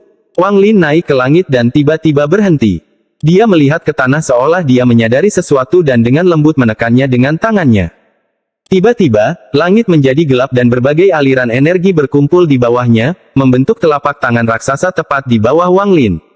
Telapak tangan menekan ke arah Wang Lin. Untuk pertama kalinya, ekspresi kupu-kupu merah berubah. Dia ingin menghindar, tetapi telapak tangannya sangat besar dan tiba dengan sangat cepat. Ia menembus tubuh kupu-kupu merah dan mendarat di tanah, menciptakan gelombang debu. Dia terkejut dan segera memeriksa tubuhnya dan menemukan tidak ada yang salah. Dia tidak tahu bahwa telapak tangan Wang Lin ini tidak memiliki kekuatan dan hanya dia yang mencoba memahami cetakan tangannya. Episode 300 Giok Surgawi 1. Setelah membuang telapak tangan, semua energi spiritual di dalam tubuh Wang Lin menghilang. Karena jebakan binatang buas, dia cukup terbiasa dengan situasi ini, jadi dia segera memakan beberapa pil. Sebelum pilnya benar-benar larut, dia mengeluarkan batu gioknya, membuka formasi, dan secara acak memilih lokasi. Saat kupu-kupu merah mengangkat kepalanya, Wang Lin sudah menghilang. Kilatan rasa dingin muncul di matanya. Orang ini memiliki akses ke transfer array, jadi identitasnya pasti tidak normal. Selain itu, hati daunnya kuat, dia sangat berhati-hati, memiliki domain yang aneh, dan harta sihir yang jumlahnya tak ada habisnya.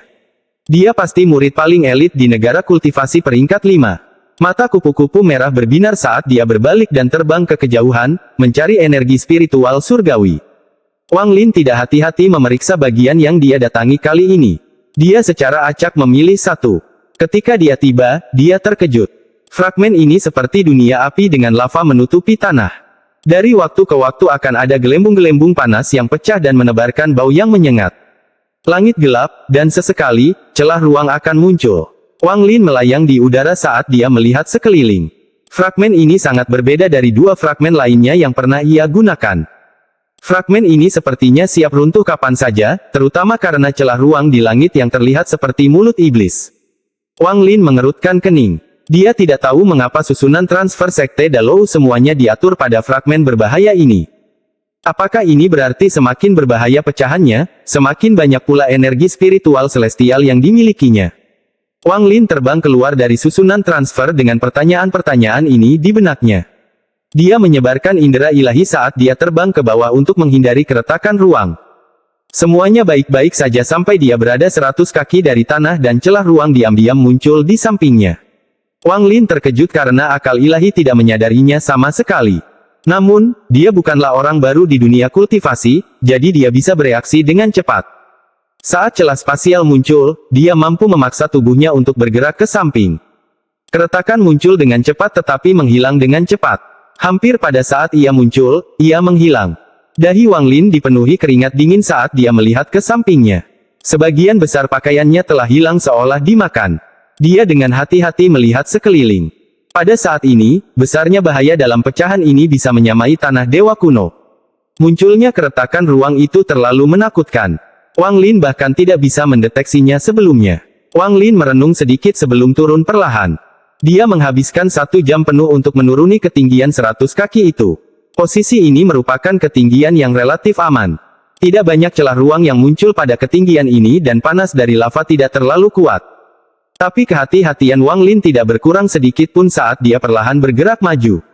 Dia ingin melihat mengapa Dalou Sekte menempatkan arai transfer di sini. Lingkungan sekitar tidak sepenuhnya sunyi. Suara gemuruh terdengar dari tanah sesekali, atau gelembung panas akan pecah. Dengan suara-suara yang saling terkait satu sama lain, membuat orang merasakan panas di hati mereka. Saat dia terbang, Wang Lin secara bertahap mempelajari lanskap dari fragmen ini. Fragmen ini tidak terlalu besar. Faktanya, itu adalah fragmen terkecil dari 3 fragmen yang dia kunjungi sejauh ini. Selain lubang di tanah di tenggara, tidak ada hal lain yang aneh dari pecahan ini. Setelah sekian lama, Wang Lin tiba di atas lubang. Dia melihat ke bawah dan melihat lubang di dalamnya gelap gulita. Dia merenung sebentar dan tidak masuk dengan sembarangan. Sebaliknya, dia menghabiskan beberapa hari untuk mencari seluruh bagian secara menyeluruh untuk memastikan tidak ada yang abnormal sebelum tiba di lubang itu lagi.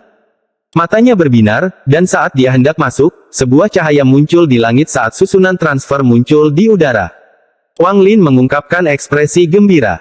Dia hanya khawatir untuk masuk, tapi jika ada orang lain yang mau masuk sebelum dia, itu akan jauh lebih aman baginya. Pada saat ini, 2 sosok muncul di dalam susunan transfer dan masing-masing memiliki pedang di belakang punggungnya. Setelah mereka berjalan, salah satu dari mereka langsung berkata, "Adik ke-6, ini pertama kalinya kamu ke sini, jadi kamu harus memperhatikan celah ruang. Ingatlah untuk selalu mengaktifkan taktik pencarian lengkap." Orang di sampingnya dengan cepat mengangguk, lalu mereka berdua dengan hati-hati terbang menuju lubang. Dalam perjalanan turun, banyak celah ruang muncul di dekat mereka, tapi keduanya sepertinya bisa mendeteksinya dan selalu menyingkir terlebih dahulu. Kecepatan turunnya mereka beberapa kali lebih cepat daripada kecepatan Wang Lin. Tingkat kultivasi keduanya adalah formasi jiwa tahap awal, sehingga mereka tidak dapat mendeteksi Wang Lin, yang akal ilahi telah mencapai tahap akhir formasi jiwa. Kakak laki-laki ke-6 melihat ke lubang di tanah dan bertanya, "Kakak ketiga, apakah ini kuil binatang surgawi?" Itu betul. Tempat ini adalah salah satu dari 16 kuil binatang surgawi. Leluhur menemukan tempat ini secara tidak sengaja setelah datang ke alam surgawi berkali-kali, namun tempat ini seharusnya diketahui oleh banyak orang. Terakhir kali saya datang ke sini, ada 3 kelompok orang di sini mencari jiwa binatang surgawi, jawab kakak senior ketiga. Lalu dia tiba-tiba seperti mengingat sesuatu dan berkata, "Ingatlah bahwa Anda tidak dapat menggunakan gerakan instan di dalam, jadi kamu harus berhati-hati." Saat keduanya berbicara, tubuh mereka tenggelam dan masuk ke dalam lubang. Bayangan Wang Lin muncul di luar. Tubuhnya menghilang saat dia diam-diam memasuki lubang. Dia menyebarkan akal sehatnya untuk memeriksa sekelilingnya dengan hati-hati dan juga memperhatikan 2 orang di depannya. Kakak ketiga, setelah bertahun-tahun, akankah masih ada jiwa binatang surgawi yang tersisa? Dan bahkan jika masih ada yang tersisa, akan sulit mendapatkannya hanya dengan kita berdua. Adik ke-6, kamu tidak mengerti. Jika masih ada jiwa binatang surgawi yang tersisa, mereka akan menjadi sangat lemah karena kurangnya energi spiritual surgawi yang bisa mereka makan.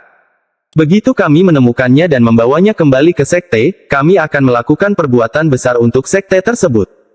Saat itu, leluhur dapat menemukan jiwa binatang surgawi di sini, menyatukan planet Dalou, dan membuat sekte Dalou terkenal. Wang Lin menjadi bersemangat saat mendengarkan mereka berdua berbicara.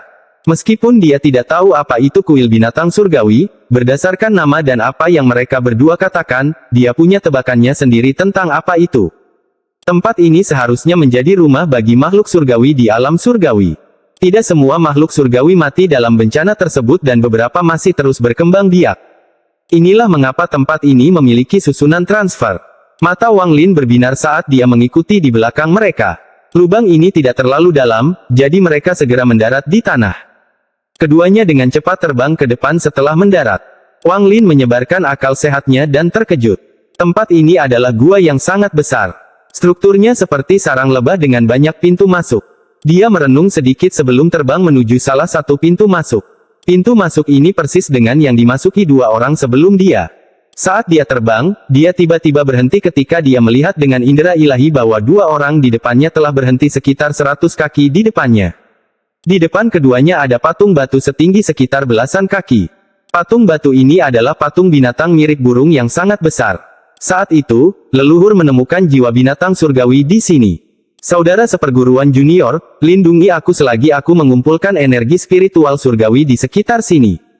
Setelah adik laki-laki keenam mendengar itu, dia dengan cepat mengangguk, lalu sebilah pedang terbang dari punggungnya dan melayang di atas kepalanya. Dia dengan hati-hati mengamati sekelilingnya.